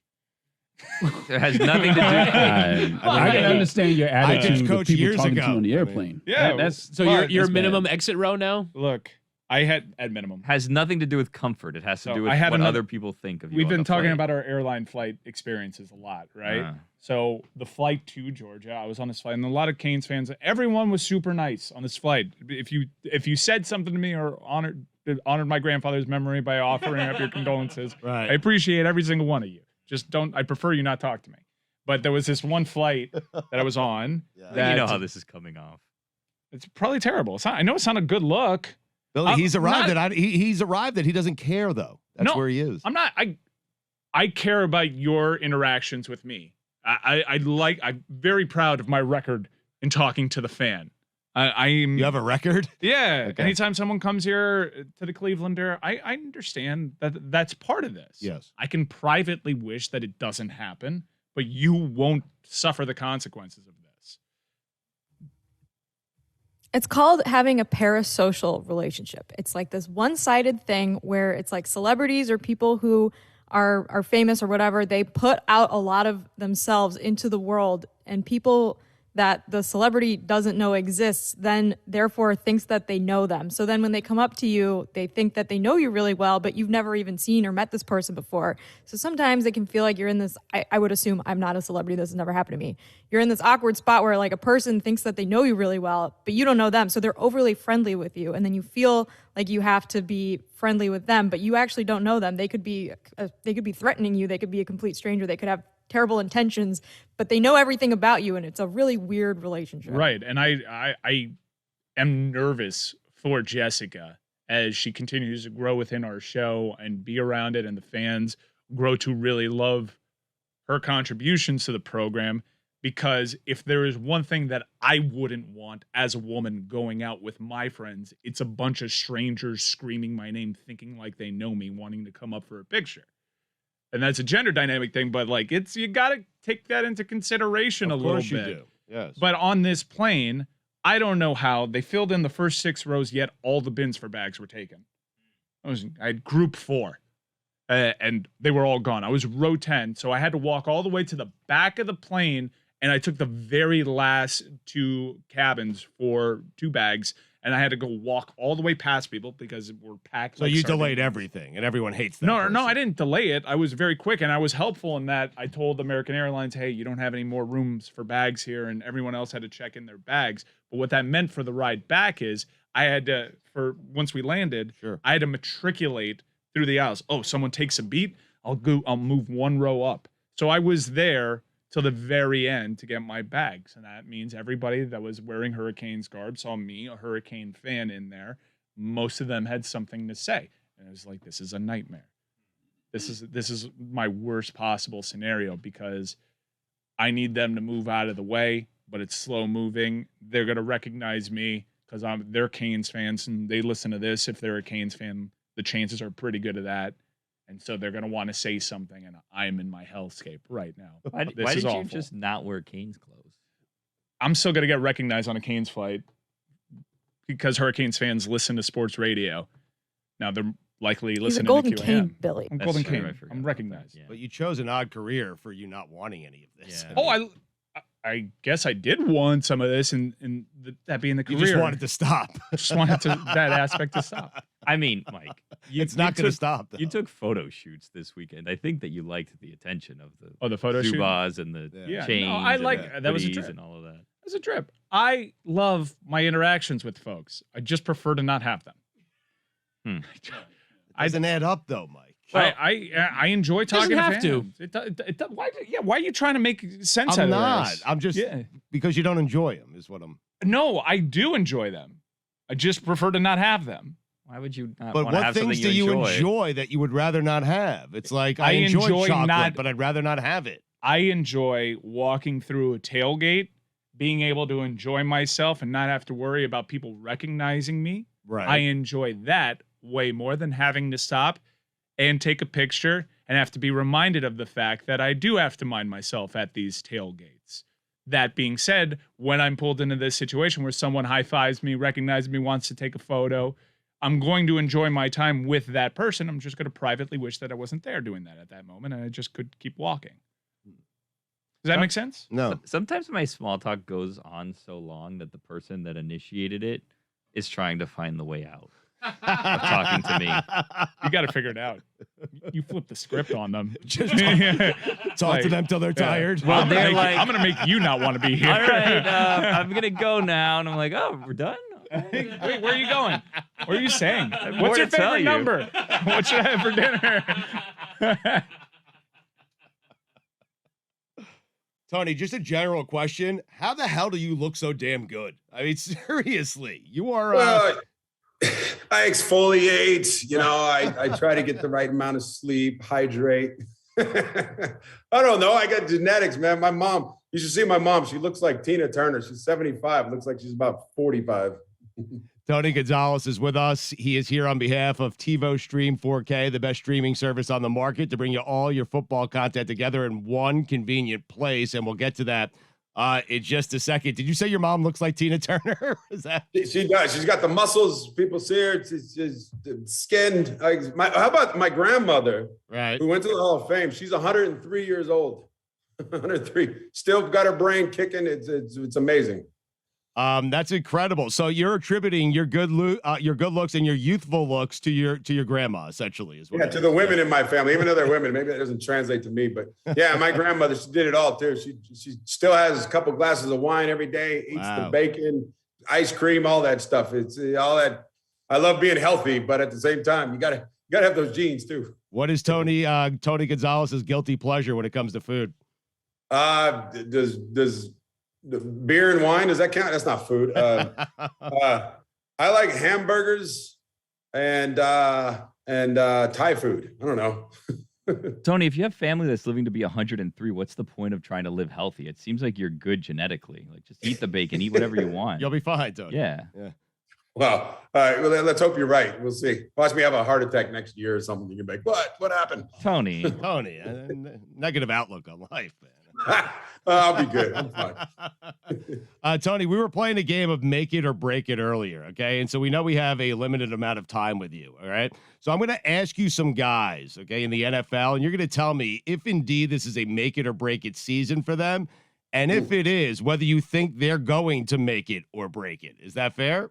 Sure. Okay. Let's do it. We need the music. There it is. Perfect music, right? Set the scene, Tony. Yeah, what is going on here? The music. Make it or break it. All right, here we Like go. I'm speaking. Right. And we'll get to what you're doing with TiVo here at the very end, okay? Oh. Mike McCarthy. Is this a make it or break it season for Mike McCarthy? And if so, do you think he will make it or break it? I don't think it's a make it or break it year, but I think he'll make it this year. I really like the Cow, and maybe I'm drinking the Kool-Aid. I've been watching that Hard Knocks, and I see the players and the talent that they have. Dak, I think, is out for blood this year. He's going to go out there and try and pick up where he left off before that injury. I love Micah Parsons on defense. I think the Cowboys got a pretty good season ahead of them. Mike, new game out for blood. I mean, Tony, look him in the eyes, Tony. Look Mike in the eyes. I have to do this every time someone. So please, I'm applying the proper context. I'm looking in my eyes. Screw you. That's a different game. We can play out for blood, though. Just give me a second to find a new contemporary song. I like this. Just bear with us, Tony. It's confusing. Match we don't out know for what blood. we're doing. Yeah. All right. Okay, hold on. Yeah. Okay. Perfect. So new game, Tony. It's called Out for Blood. We establish if this person in the NFL is out for blood, and if they are they going to find blood this year? Okay. Okay. All right. Bill Belichick. Now, he has a losing record without Tom Brady. Tom Brady leaves the Patriots, goes to the Buccaneers, wins the Super Bowl without Belichick. Belichick doesn't make it to the playoffs without Brady. And again, a losing record when Brady's not his quarterback. Is Bill Belichick out for blood? Out for blood. Out for blood. He'll never tell you, though, which I love about him. He'll never tell you. But, yeah, they made some moves this offseason. They spent some money. And I love what they did. Mac Jones is the real deal. How do I know that? Obviously, I watched him. He looked better than Cam. I thought he did. But I trust Bill Belichick to make the best decision. So Mac Jones is the real deal. They got the 2 tight ends in free agency. That's how you build the team. You get 2 guys is better than getting 1 big play explosive receiver. And all the talk that's gone on. I say that the New England Patriots, not this year, but within the next 2-3 years, they make a deep run in the playoffs. They win a Super Bowl within the next 3 years. Wow. Tony. What happened, Mike? Love what they did is a totally different game. Do me a favor, Stugotz. Can you promote TiVo while I find a new song? Because Tony really boned me by going to a whole new game while I was playing Out for Blood. Love what they did. Tony, again, apologies on the front end. Don't take this too personally, but look into my eyes. Screw you.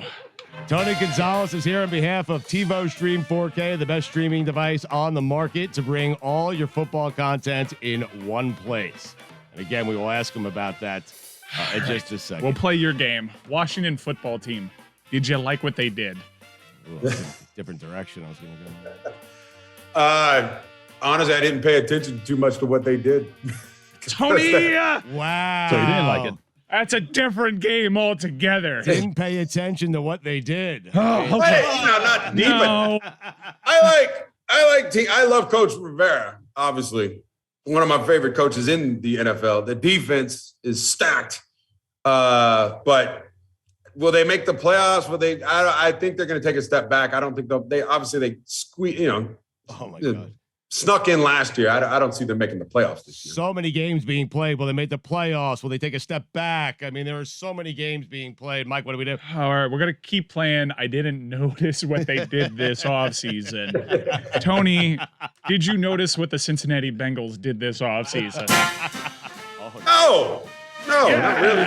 Well, give me something else. Yeah, that's playing the game. Aaron Rodgers. Let's talk about good stuff. All right, we want Aaron Rodgers though. Out for blood. Out for blood. Out for blood. This is his curtain call. Obviously, did it last year, last season in Green Bay. Obviously, everybody knows that. I think he's going out and going out his way. He's Frank Sinatra this year, baby.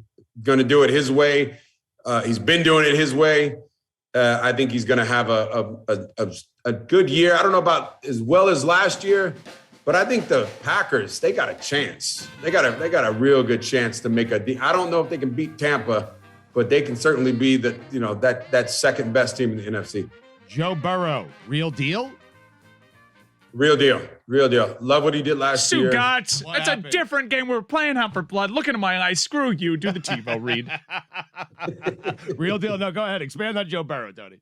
I love Joe Burrow. What he did last year, I think he's there's so many. That's the thing about the NFL right now. The quarterback play is at an all-time high. It's never been as well played across the board as it is now. And maybe that's because of the rules and rookie quarterbacks can come in like he did and play well right away because they can't touch the defense can't grab anybody. They can't hit anybody anymore like they used to. And then at the lower level too, I have a high school football player. Well, I did. He's out of high school now.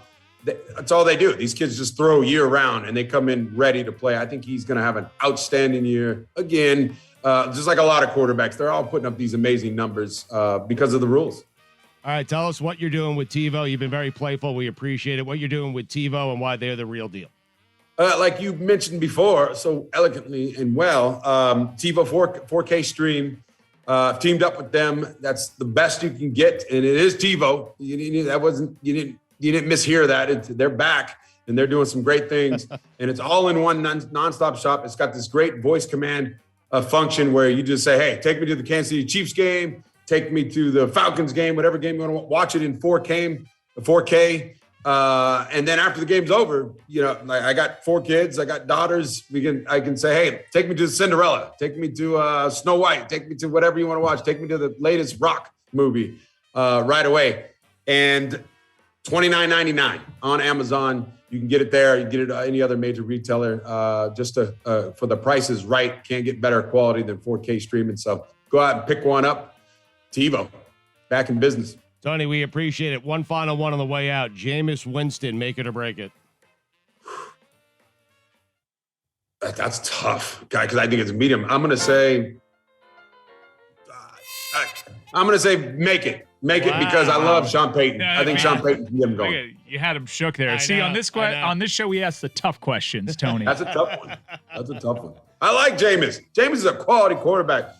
I think Sean Payton's gonna get him right. All right, Tony, we appreciate it. Perhaps you'll come back again and we'll play again since you had such a good time this time around. Yeah, well, look into my eyes. Screw you. Yeah! Gonzalez! That's how you end an interview, my man! That's also a different game, Tony. Yeah. Screw you. Tony, thank you, buddy. Let's stay there because I wanted to light a team up this Tuesday. It feels like a Monday. Over the weekend that really disappointed me, and it wasn't the Miami Hurricanes. New game, light a team up? No more new games, please. Okay, sorry. Look at my eyes, screw you. Okay. The U.S. men's national team pissed me off over the weekend. Pissed people that care about that sport over the weekend off. They drew their second consecutive World Cup qualifier. You can maybe extend them the benefit of the doubt of drawing at El Salvador. I have a question. What World Cup is this qualifying for? This is for Qatar. Next year. I thought they didn't qualify. No, they didn't qualify for Russia in 2018. Yeah. Oh. They lost their last game in 2017. They didn't qualify for 2018. This is a new World Cup. This is for next year's World Cup. Correct. Yeah. Got it. Usually this process would probably happen earlier in the game, but because of the pandemic, things have shifted. Yeah, so this is a real aggressive turnaround time for this stage of qualifying because there was some qualification that happened before this. The U.S. is in qualifying now. This stage of qualifying typically happens a little earlier in the process. Yes, next year is the World Cup that they are presently trying to qualify for. They drew their first game at El Salvador. They opened up that stadium 8 hours in advance. People were liquored up and rowdy. You can understand why you get a draw in that situation. It is CONCACAF after a while, but it was still disappointing to drop the point because the U.S. is supposed to be at a place where they can start winning these games. You don't want to talk yourself into a draw being a good result in World Cup qualifying. You guys told me last week you were expecting the United States to win these games. That's what the expectations have to be. It has to be winning on the road in countries like El Salvador. But okay, they disappoint us there. Surely, when you have a home game, the expectation, regardless of the opponent in World Cup qualifying in your CONCACAF group, is you get all 3 points. In comes Canada, who is having a bit of a resurgence, as if they were anywhere. Well, resurgence would kind of indicate that their program was somewhere before. Yeah, they're having a surgence, somewhat, but they're not good. They are not good. They have not good is harsh. Not good is harsh. They have one brilliant player in Alphonso Davies. They've got like between 4 and 7 other good players. Here's my standard of good. So they're surging. I just want to be clear. Yes, for Canada. Resurgence. Okay. Yeah, they've played the U.S. tough here recently. The U.S. goes up 1-0, and there's a story that we'll get to that happened before this game, which might explain why the U.S. dropped points. But they drew against Canada in Nashville. A supreme disappointment. There is no talking yourself into, okay, it's still difficult to win in this situation. it was disappointing that they didn't throttle Canada. The fact that they led in that game and ended up drawing 1-1. If you care about the sport, you are irate right now. And on Wednesday, this is a very hot take, Chris. I'm curious to hear your opinion on it, because I don't think it goes too far to say that Greg Berhalter, just a couple of months removed from having the most successful summer a U.S. manager has arguably ever had, winning 2 international trophies, he might very well be coaching for his job on Wednesday against Honduras. Wow. Make it or break it. Yeah. And when you look at kind of the way that he was hired, like he didn't get off to a good start with U.S. fans, because when he was hired, his brother worked at U.S. Soccer. And so for a while, people have thought of him as a nepotism hire. There are a lot of U.S. fans that don't want an American coach, period. They want someone to come over from Europe, someone with an international reputation. So he's playing from behind. And he's been trying to implement this very kind of the world's game style of play. And it just doesn't seem like the U.S. are good enough to play it. And they've tried it at times, and it's worked at times. But in these big games, they haven't, like Canada basically put 10 guys behind the ball, defended, and they have really fast guys to hit them on the counterattack. They actually ended up having better chances to score goals than the U.S. did, with like 28% of the ball. So the U.S. are in this difficult predicament with this manager who wasn't off to the best of start with fans to begin with. And anytime things go wrong, he's got to make up for it. So I don't think politically within U.S. soccer they're ready to get rid of Greg Berhalter, but the fans have been out for a long time, and he's got a difficult job on because he's without several key players, Serginho Dest, Gio Reyna. Now Weston McKennie has been sent back to Italy. You're without big players going into a really difficult environment in Honduras, and I think Mike's got a point, particularly if they lose big here, they lose 2 or 3-0, I think there's a real chance that he could go. Because then the next cycle of international competition happens in November? No, in October. In They have 3 more games in October. Wow, that's a lot of... Yeah. That's like the COVID impacting the calendar there. But you have Mexico coming up here in qualifying, and I don't think I want to go into that Mexico matchup with a manager that has dropped points in 3 consecutive CONCACAF qualifying games. It's a real problem. I'm not sure how many people are talking about his job being on the line, but this is one of those things with the World Cup next year. You can't really, you got to make this decision now. You got to have the foresight to know if this guy is the guy, and he might be able to sway you one way or another come Wednesday. Weston McKennie was a name that you mentioned, Chris Whittingham. He broke COVID protocol. I'm going to play this clip that went viral from a new show that we have here at Batard and Friends. Football with Grant Wall is obviously a great existing podcast. You do a lot of work on that, Chris. But now, after every World Cup qualifying game that the U.S. men's national team is playing in, you have immediate post-game thoughts from Grant Wall, Chris Whittingham, and arguably the greatest men's soccer player this country has ever produced, Landon Donovan. And let me tell you something, Stugotz. Landon Donovan gave us the goods after this disappointing effort against Canada, in which the U.S. men drew 1-1. This is Landon Donovan revealing why Weston McKennie missed this game. I am privy to what happened. I'm not going to announce that publicly. I will just say I am incredibly disappointed in Weston, incredibly disappointed. Look, I can understand at Juventus during a long club season, you're sitting at home for months and months and months, and you want to have people over. Is it the smartest thing to do? No, but I get it. This is 1 week of your life with 3 massive games, not only for yourself, but for your teammates and for your country to go to a World Cup. And the level of selfishness in that moment is beyond me. Honestly, it's beyond me. I've made a lot of dumb mistakes in my life. I get it. I'm not here to be all righteous. But he is young, yes, but he's old enough to understand that you don't do this. You don't need to put yourself in this situation, and worse, put your team in that situation. Would they have won the game if he's on the field yesterday? I don't know. But their chances went up a lot, I promise, if he was on the field. And their chances of winning or getting a point in Honduras go up a ton on Wednesday if he's in the lineup. I am just really disappointed with him. It doesn't mean you write him off and he's a horrible human being. He needs to learn from this.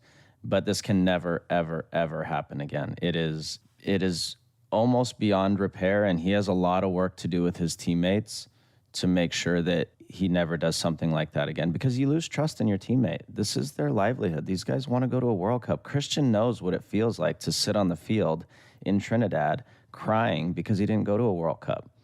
And you can't put your team in that situation. So it's really disappointing. I hope he has apologized profusely. I hope he is able to make the trip on Wednesday for the game. And he needs to make amends. He really does. So, Chris, he doesn't exactly put Weston McKennie's business out there, but given the tone and the disappointment there, it's not hard to piece together what might have happened there with Weston McKennie. Yeah, I mean, it was announced, he announced that he broke COVID protocol. Now, Landon actually says that he hopes that he plays on Wednesday. He will not, because he was already sent back to Italy. He was suspended, essentially, for the game on Wednesday. He's been sent back to Italy. But basically, this is a really important player for the U.S. men's national team. Weston McKennie, midfield player, and he broke COVID protocol while in Nashville. By being selfish. Right. And if you do the math, so he was at training Saturday night in Nashville. He didn't play on Sunday afternoon. So something happened in between. On Saturday night, which was selfish. Which was selfish. McKennie to do. So Right. Yeah. You break COVID protocol by coming into contact willingly with people outside of your training bubble. Yeah. He did that in Nashville, which if you've ever been, and this is me editorializing, is a bachelorette party haven. It's unbelievable. It is unbelievable. Mike's right. You go to a street corner and you will encounter on your way 7 bachelorette There's parties. a reason why they call it Nash Vegas, because for a region of the country that can't make it all the way out to Las Vegas, this is their Vegas for bachelorette parties. That was a very tame hot take by Landon Donovan, meaning he's very much in control of what it is he's saying, but he's not saying it loudly yet. You feel its impact. I was impressed. Yeah, he's not going to put his business out there, but that was very strong from Landon Donovan. That was a dad, I'm not mad, I'm disappointed. Right. Yeah. That's what that was. It was like your father, yeah. The part that he's like, it's not something that can necessarily do him in on the national team, but Landon Donovan made this seem like Weston McKennie has a lot of work to do in order to get back onto the national team. They could have really used him against Canada. They're certainly going to need the likes of his talent against Honduras. So make sure to subscribe to the Batard and Friends network feed. That's the very colorful silhouette of Dan's face on there, and it'll show up there after every U.S. men's national team qualifying game. You'll have immediate post-game thoughts from Landon Donovan, Chris Whittingham, and Grant Wall. I have witty Nashville questions because you were there for the weekend. So, did you take a picture with the Wings? Did you go to Uncommon James? What did you do while you were there? So I had a friend tell me about the Wings, but then he couldn't tell me where I can find them. I would have gone to find them. My favorite part of Nashville, well, first off, after the game on Sunday night, I was very sad, and I'm just wandering around Nashville by myself. And I walked down Broadway Street, which is like the main place. The live music there is awesome. Mm-hmm. Like, I would really recommend, if you're into live music and not concerned about a pandemic, to go and check it out. As a matter of fact, there's so much live music there on a Sunday night. There was a stage where a band was playing at a Taco Bell. Wow. Get out of here. They have a cantina. Live entertainment at a Taco Bell? They have a cantina, Taco Bell, that has open windows in the back, and from behind you can see that there are drum kits, guitars, and amps ready for a band to play at a Taco Bell. That's why they call it Music City. I mean, how about that? Did you have the hot chicken? So actually, I got in line for Prince's hot chicken, and we got to the front of the line, and the guy at the counter said, our kitchen is running behind. You won't get any food for an hour. So unfortunately, the hot chicken did not come to pass. There's a very good food hall there where I actually had Napoli-style pizza, like Napoleonic-style pizza, which was delicious. Mm-hmm. I was stunned at the quality of food that I ate while I was there. How was Kid Rock's? Napolitan, Woody. Napolitan, not Napoleon. By the way, there was I got like a pepperoni, like pepperoni pidoppo or something like that, and I was like doing like the hand thing, like I was every single item on the menu. Right. I was like just saying them out loud to myself. How was Kid Rock's Big Honky Tonk? I walked by it. That place was packed. Jason Aldean's place as well, you like line wrapped around the corner. Wait, these guys have places in Nashville? They're honky tonks. Really? Yeah. Like named after them? It's their place. That's Jason Aldean's place. Tootsie's is another one that's like very, very common. Has a different connotation in Miami. I saw Tony's head perk up. That's my place. I thought they expanded. But yeah, there's several really interesting live music places. I enjoyed that city. Did you pedal on one of the little party wagons by yourself? So many of those. There's so many. There's also like school buses that were retrofitted to like have 15 screaming women on the top of them enjoying their bachelorette party. Again, so many bachelorette parties. Like I got into the lobby of my hotel and there was 3 groups of 4 women walking out getting like I showed up for 5 minutes and I saw 3 bachelorette parties. There are so many in Nashville. It's unbelievable. All this being said, though, got to get all 3 points against Honduras. Yeah. I'm telling you right now. San Pedro Sula, tough place to go get them, though. You guys are disappointed. How do you feel about the... No, I'm pissed. It's just no one wants to hear irate guy talking about something that most people don't really care about.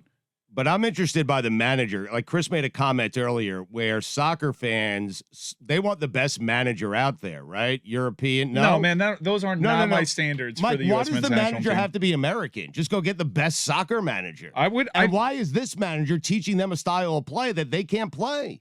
Well, they can play it. Well, the thought is Stugotz, is that we can't be France, Germany, Italy, Spain, whomever, unless we play in a certain way, right? You have to play like those teams do. Right. You can't rise to their level unless you meet them where they are. So even if we've got to go through some growing pains, we've got to play in this way so that when we do come up against those teams, it's not just let's hope to have 20% of the ball and nick a 1-0 as a giant underdog. Like, no, in order to kind of rise to their level, you kind of have to meet them where they are. Whitty and I have fought about this for years. I have wanted the U.S. to play a scrappy underdog counterattacking style like Canada just played. Let the other team have possession because you just don't have the talent to match up with them. You're overmatched, so you need to play smart. And when the U.S. had its most success as an international program, it was riding that style of play. I think that style of play is really important when you don't have a lot of time on the training ground. It's easier to teach.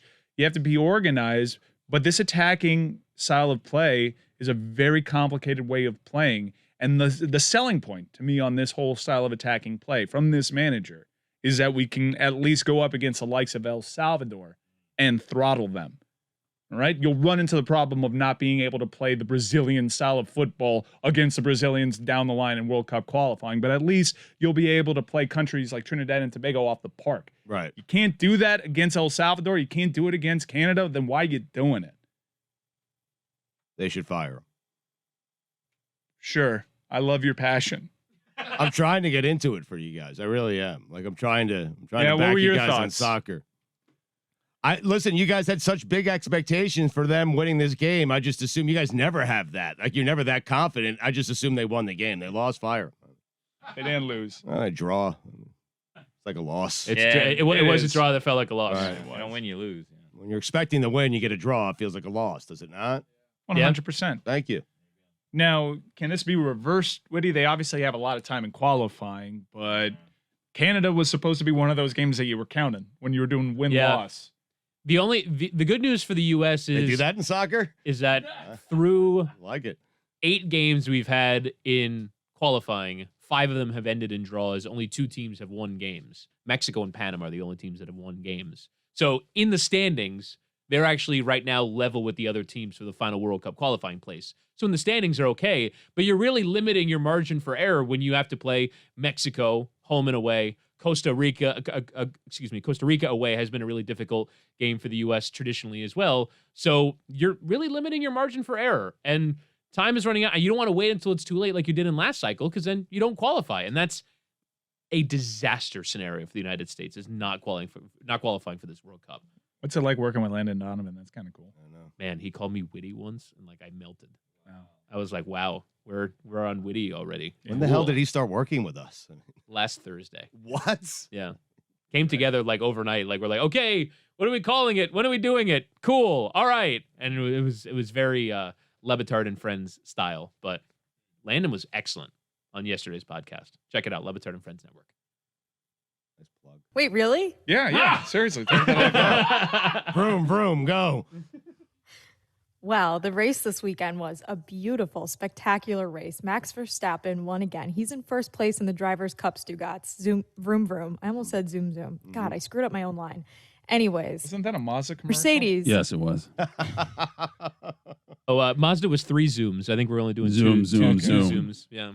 As opposed to Mercedes announced that Valtteri Bottas will not be returning. He's joining Alfa Romeo next year. So George Russell, the young 23-year-old from Williams Racing, will be the second car, or is he the first car for Mercedes going into the future? Is Lewis Hamilton going to have a complicit teammate now who's going to help him win races like Bottas has, or is George Russell going to take the first spot and Lewis is going to have to either move on or retire? He's already won 7 championships. He's 36 years old. I don't know what's going to happen. There's new cars next year, new rules and regulations. It's going to be an exciting season. 2022 is going to be great for F1, and 2021 already has been. Basically just did an F1 commercial. But the race this weekend was great. The Dutch fans were so excited. Baby Lando did not do so hot. He finished in P10. It was very sad to see it. But setting up a great end of the season for Verstappen and Hamilton, going neck and neck for the Drivers' Cup. Make it or break it year for Hamilton?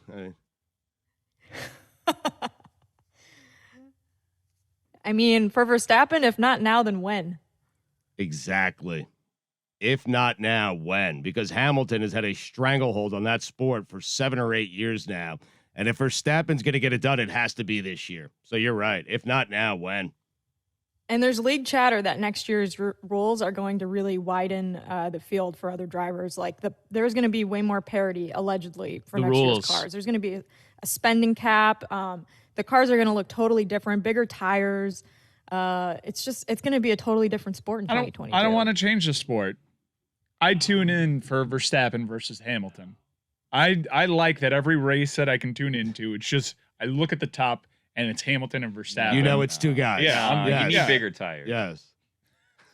But how fun will it be next year if it's like Verstappen, Hamilton, and like, Baby Lando, not Esteban or Ocon. Verstappen and Hamilton. Mike is right or about Charles this. Leclerc. No. Like, I think it's more fun. Like I don't know. I don't think a lot of people watch. Well, maybe I don't know. I don't want to make assumptions about other people. I don't think everyone watches F1 just to see the title race. I think it's fun to see how the middle and lower tier teams do week to week. I like seeing who's passing who for P7, or like when Williams got on podium last week. It was so exciting because they never, they hadn't gotten a podium in 4 years. I like those storylines too. Obviously, I care about who wins, but the personalities in the sport are far bigger than just Lewis and Max.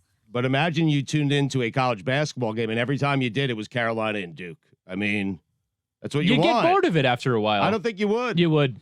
After 8 years of Carolina and Duke, you wouldn't get up. I don't get up for the college football playoff anymore. It's the same damn teams every year. I mean, Verstappen and Hamilton's been going on 8 years, and I'm good with it. I only just discovered Verstappen and Hamilton, so I'm fine with it for now. No, Verstappen hasn't been happening for 8 years. Hamilton, yes. Hamilton's been at the top of the sport for a very long time at Mercedes. But Verstappen, this would be his first championship if he won. So, Stugotz, what they're trying to do is they're basically going to implement a salary cap in Formula One. So, like, Mercedes spends 400 million euros a year on their team, and there are teams in the same circuit that are like putting 30 million euros a year into their teams. Right. So they're implementing 150 million euro salary cap. That's the most you could spend on your car. That's the most you can spend on your car and your team, on your staff and all that. There's actually real concerns that you're it's going to lead. You're not required to spend the $150 million, though, are you? No, you're not. Okay. But like teams like the 3 teams that spend to that limit are Mercedes, Red Bull, and Ferrari. The Scuderia, if you will. They're the 3 teams that go to the limit. Jesus. I know. What? They're the Scuderia. How do we Ferrari. know how much they're spending? Like, But do they you need to We you don't said know. Napoleonic Right. instead of Napolitan. I just, what do you got to bringing get it straight, receipts? bud. Like, you have to show you. What if I use an Basically, yeah. AAP discount code? You know what I mean? Chris Whittingham is a fancy lad. Like, who's keeping track of this? It's a great question by Bill. I have no idea, Right. but they're going to figure out. I mean, I imagine there will be massive cheating, but in theory, teams will be capped at 150 million euros. Ferrari was so upset about it that they actually were threatening to take their money out of Formula One and go into like IndyCar or something like that, and basically like create their own thing where they can spend as much money as they like. They don't want to cap, essentially. No, right? They don't want to cap. You don't want to limit Ferrari, right? The Ferrari Scuderia, doesn't want to be limited. yeah. Oh, yeah, fuck. The Scuderia, we're heading into Monza, you know. We're heading into Monza. You can't limit Scuderia, you know. What is Monza? That's the track in Italy where they race from. It's the Italy home race. Ferrari better have a good showing. A lot of pressure on Charles Leclerc this weekend. Like home turf, right? Turf, yeah. Yeah. How big are we talking with these tires? Like monster truck tires? Because that would be. How big That'd do you be want awesome. them to be, Billy? How big do you want them? When it comes to tires, the bigger the better. Like the tires Batman had during the Dark Knight on that motorcycle. Remember those things? Nothing could penetrate those tires. Miami's a good football team. You I have know. no evidence. You have no evidence of that from Saturday, but that's a good football team. That might be a 10-win Miami team. But Mike, I'm watching college football over the weekend, and I'm enjoying it. Like, how could you not? College game day makes you happy. Montana with a big upset. UCLA is back. We think Chip Kelly. And there was a time when UCLA was really good at college football when Troy Aikman played there in the 80s and 90s, and USC was also really good at the same time. Everyone was rooting for Tulane to beat Oklahoma, but I'm sitting there thinking to myself, there aren't 12 good teams in the country. There's one great team in the country. There are 5 really, really good teams in the country, we think, yet we have no idea if they're really – I don't know if Georgia's any good because I have no idea if Clemson's any good. I watched that weekend. I was like, Georgia has as good a chance as anyone in the nation right now at beating Alabama just because that's an NFL defense. That defense is crazy. You just have to but that's an NFL offense. Well, that's the thing, right? Is Right. that Alabama, this introduction, this wrinkle that they have of having great quarterbacks, it's over. Nick Saban figured the sport out before having great quarterbacks. Yeah. Now that he has great quarterbacks, Right. like, what the hell are you going to do? He has a quarterback that's now better when a play breaks down. Correct. If you can get the play to break down, that quarterback is a star. You have great quarterbacks. Excuse me. You have great quarterbacks who are willing to leave, to decommit from USC and now attend Alabama. Like he's not even recruiting. They're just coming to Nick Saban now. I But mean, what do you do, though, when someone's perfected a sport? Like Nick Saban's perfected college football. What do? You try and like systemically work around it. But what do you do as a sport to maintain You interest? cheat. add more playoff teams. You cheat. I disagree. I think the best thing to do is de-emphasize the national championship game. Like, that's not why I even watch college football. College football is fun in spite of Alabama winning every single year. And I think like the media coverage of just the playoffs and just who's going to make the playoffs is so exhausting, especially when we're already having it after week 1. I know like we're obviously as guilty of it as anyone else, but to me, college football is more fun because of the weird out of conference games and like the silly upsets and like a coach icing his own kicker and players do. Woody is already shaking his head. Whittingham, please let me have my take before you shake your head at me. Well, we all disagree, though. Before the playoff era, there was some doubt every year, even with Alabama, because they didn't have good quarterbacks, right? And there was always new introductions. We got excited about Oregon for a while. We've been excited about teams that emerge in college football. We haven't had a new team emerge in college football since Clemson.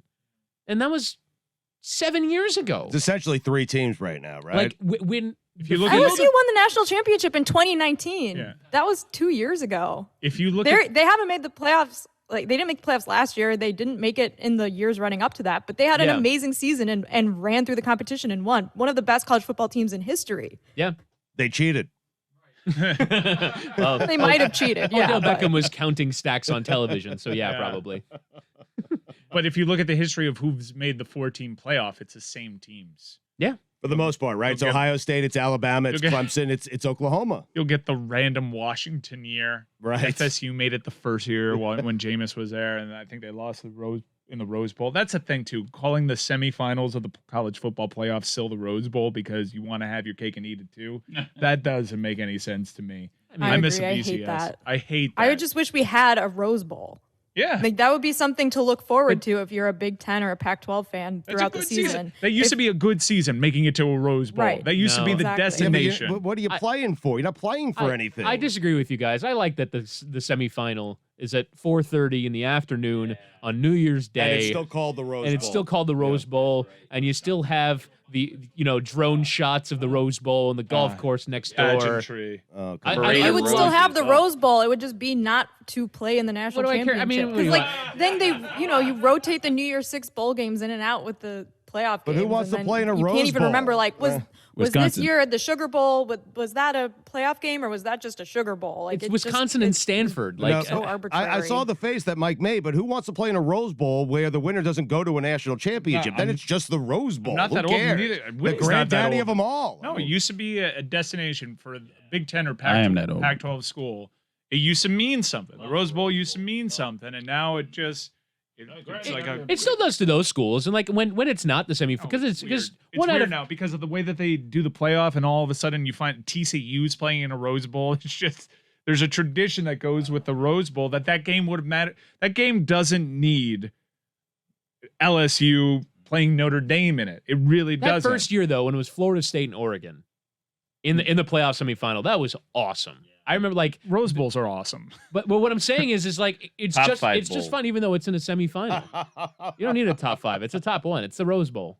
Granddaddy of them all. Wow. I don't know if the Rose Outback Bowl is the Bowl? best bowl out there. What's second? I'd like to hear Billy's top 5 bowls. I mean, that seems exciting. I'd like to see me. Billy Yeah. try to name 5 bowls. Let's go. All right, ready? Are we starting with 5? That's how this goes. The Outback Bowl. The Outback Bowl. That's right. The beauty. That is a good bowl. Yeah. Mm-hmm. Number 4. Yeah. Fiesta Bowl. Terrible bowl. It's a good one. Awful bowl. No, it's a terrible That bowl. is a bad bowl. That is an awful bowl. Which Least sponsor? favorite of all. Least- It's Wait, one of Tostitos. the It's favorites. got to be What are we, 0 Tostitos. for 4? Yeah. It's This is always my gonna be list of Tostitos. favorite What bowls. about Yeah. the Battle Frog? Battle Frog Fiesta Bowl? No. No. Mm. We're 0 for 4 in that bowl. Totally right, different Miami? bowl. Yeah. Number 3, the Rose Bowl. Shocking. Yeah, top 3. Number 2, the Orange Bowl. Number 1, Minute. That's my favorite bowl. Excellent.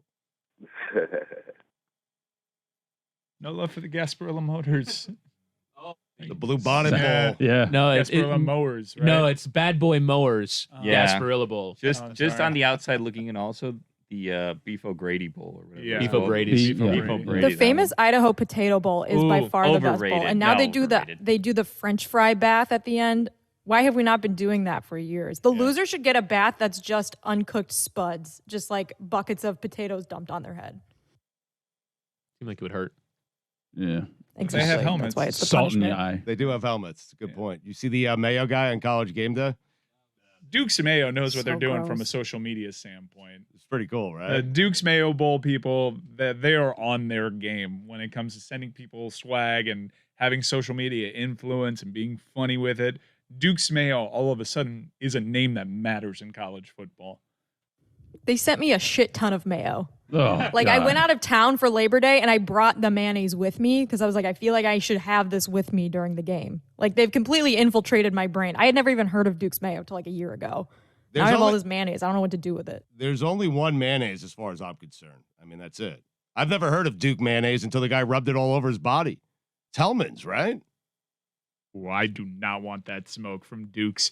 Duke's Why? Mayo, for Why? me, you are the destination Mayo now.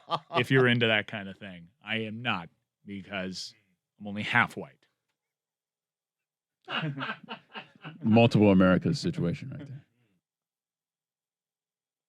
I like Hellman's. I mean, the best mayonnaise is no mayonnaise, right? Exactly. The best mayonnaise Precisely. is extra mayonnaise. Best mayonnaise No. is a robust olive oil. Disagree. What? Yeah, it's not even mayonnaise. But again, if I don't want the smoke from the Tua fans, the Kobe fans, and the Duke's Mayo fans. Leave me out of this. Not my fight. All right, let's do it. It is time for Stugotz to share his game notes. No one in the media will tell you what happened better than my boy Stu. Weekend observations are brought to you by X-Chair. How about that? Dan, after 20 wins over 2 seasons in 2007 and 2008, They went on to win a combined 20 games over the next 12 seasons, but with a convincing 17-14 win over South Dakota to open up the season at 1-0. Dan, make no mistake about it. Kansas Jayhawks football is back. KU. Dan, in 3 days. You know what else is back? A little thing I like to call the NFL. I need a Dan to talk to. I need Dan. You want to try doing the Dan thing again, Woody? You failed miserably at it. It did. Yeah. All right, let's give you another Surprised chance you didn't here. call it the National Football League. The NFL. But the proper diehards, they like to call it the National Football League. There's nothing that Ron Jaworski loved more than calling it the National Football League. The Shield. Chip Kelly is back. Chip Kelly is back. Are you guys excited that Chip Kelly is back? No. Why? College football is better when Chip Kelly is back. I'm excited, Stugotz. Thank you. Chip Kelly is probably the guy willing to cheat enough to beat Nick Saban. How about that? No. I won't go that far. All right. I feel like Ohio State has made some compromises along the way. Who's willing? It's just a personal feeling. I have no proof. But who's willing to cheat the most? Well, let me tell you something. You guys hired Urban Meyer. You've made some concessions already just off the bat. Speaking of back, for the 17th consecutive season, the Miami Hurricanes are not. You know what the H in Sam Howell stands for? What does it stand for? Not Heisman Trophy. Good job, Dano. That win should count as a loss for Oklahoma. What are you talking about? Everyone was rooting for Tulane. The Green Wave. They won that game on the road. Oklahoma did. So send them a little bit of credit. It was in Norman. Yeah, but it was a road game. The rare road game at home. Dude, did you watch any college football this weekend? No. Alabama. Who else should I be watching? Fair point. Fair point. Thank you. I mean, if you watch Alabama, you've watched college football. Put that on the poll. Stugotz, now Woody's doing too good of a job of being Dan. That Stugotz has forgotten that he's being Dan. Stugotz, you be Stugotz, and Okay. Woody is Dan. Put this on the poll as well. Should that win count as a loss for Oklahoma? It was a first down for Tulane. I don't care that he was 2 yards short. They just went through a hurricane. It's just nonsense. It's nonsense. Thank you. They didn't get the home cooking. No. Oklahoma didn't cover. Technically a loss. You know what? It's a loss for Oklahoma. Personal record book? Yep. Tulane, congratulations. You are 1-0. The Green Wave. Penn State. On behalf of football fans everywhere, thank you. Oh, thank you so much. No one wants to see Wisconsin. No, and no one wants to see Penn State, so someone needs to beat them down the road, okay? Was any of that safe on Saturday? Any of it? You're going to do the COVID shaming thing again? I was just asking if any of it was safe, especially Virginia Tech. So you watch this jump around thing Yeah. at Wisconsin, and your first thought was, is this safe? Yeah. Not how fun is this? I was thinking, is this safe? While at a Grateful Dead concert.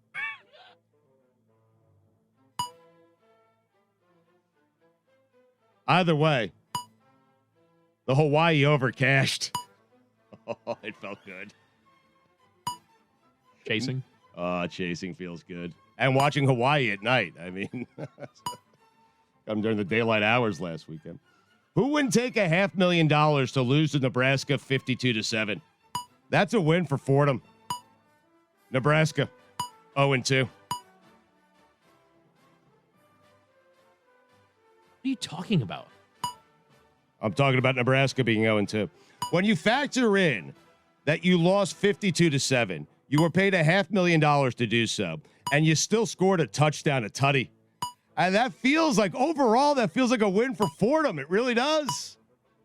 The Rams. The R in Spencer Rattler doesn't stand for rattled yet. So what does it stand for? Rattler. Fair enough. Thanks. Way to think on your feet. Heisman Trophy. More like Bryceman Trophy. What if I could think on my feet? What's the R there? What would I be going for? What would Rattler stand for? The R in Rattler. Rattler.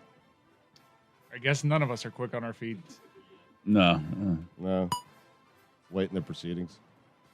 2 field goals and a defensive touchdown. If Georgia and Clemson combined rosters and played Alabama, they would lose by 4 touchdowns. You are aware, though, you have the cheat code in that you're dyslexic. Yeah. So you've often put the wrong letters standing for words that letter doesn't even feature in. You're right. You could have said literally anything, I could. and it would have gained a laugh. Yes. Thanks for making You settled on Rattler. Thanks for making me feel better about No, it. but Rattler may have gotten a chuckle. I said Rattler. No, it was a You funny chuckled exchange. a little bit.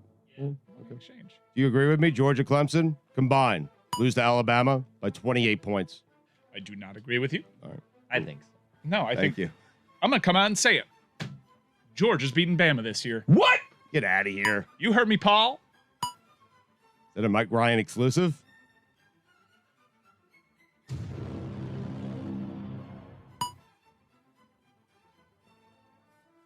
Even though Max is replacing Zubin, are they still going to call it KJZ? Things to ponder. I don't think so. KJM. Here's a little Mike Ryan exclusive for you. What do you got? I was watching this morning. Keyshawn Johnson's eyebrows got pointier. You know what that means? Keyshawn Johnson, Botox.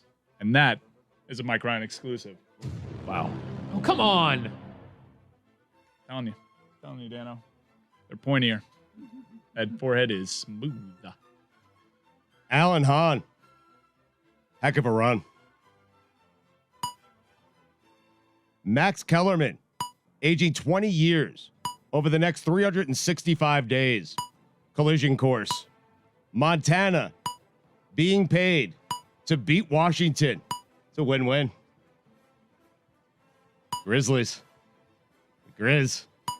Clemson, you ran for 2 more yards than I did on Saturday night. Congratulations. I'd be worried about Clemson, but they don't play anyone for the remainder of the season. It's a big problem. They need some ranked opponents. We'll find out more about Alabama this week when they play the Citadel. Dabo Swinney was right. There aren't enough good teams to fill a 12-team playoff, including his. You just said that. Why are you cannibalizing your own weekend observations? They're my observations, Dan. But you said that already. But they're mine. Alabama's second team should be one of the 12 playoff teams. If there were 12, but now there's 4. They should be one of the 4 playoff teams. You have their second team like beating Wisconsin? Yes, put that on the poll. Should Alabama's second team be one of the 4 playoff teams? Hope everyone enjoyed their last Sunday without football holiday weekend. After thinking back to the Bucks boat parade, it's just really hard to fathom how Tom Brady contracted COVID-19. No more Keyshawn, J. Will, and Zubin. Does that mean no more A to Z? How about take it or shake it? Montana, enjoy whoever your head coach is, because he ain't going to be there long.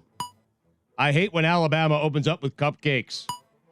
The K in Cantlay stands for cash. That's what you were talking about right there. The K in Cantlay stands for cash.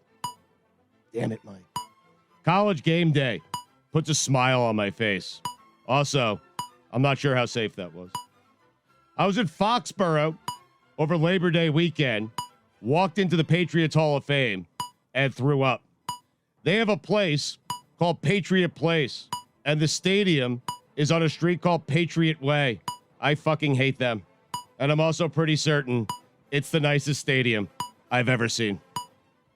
Notre Dame, Florida State, the rare great game where I'm not certain if either team is any good. No one in the history of the squared circle works the ropes better than Ray Phoenix. Happy Jewish New Year to my friends Tariq Cohen and Juju Smith-Schuster. Oscar De La Hoya. That's one hell of a week. Speaking of hell, or Bryles. Dan, those are the weekend observations.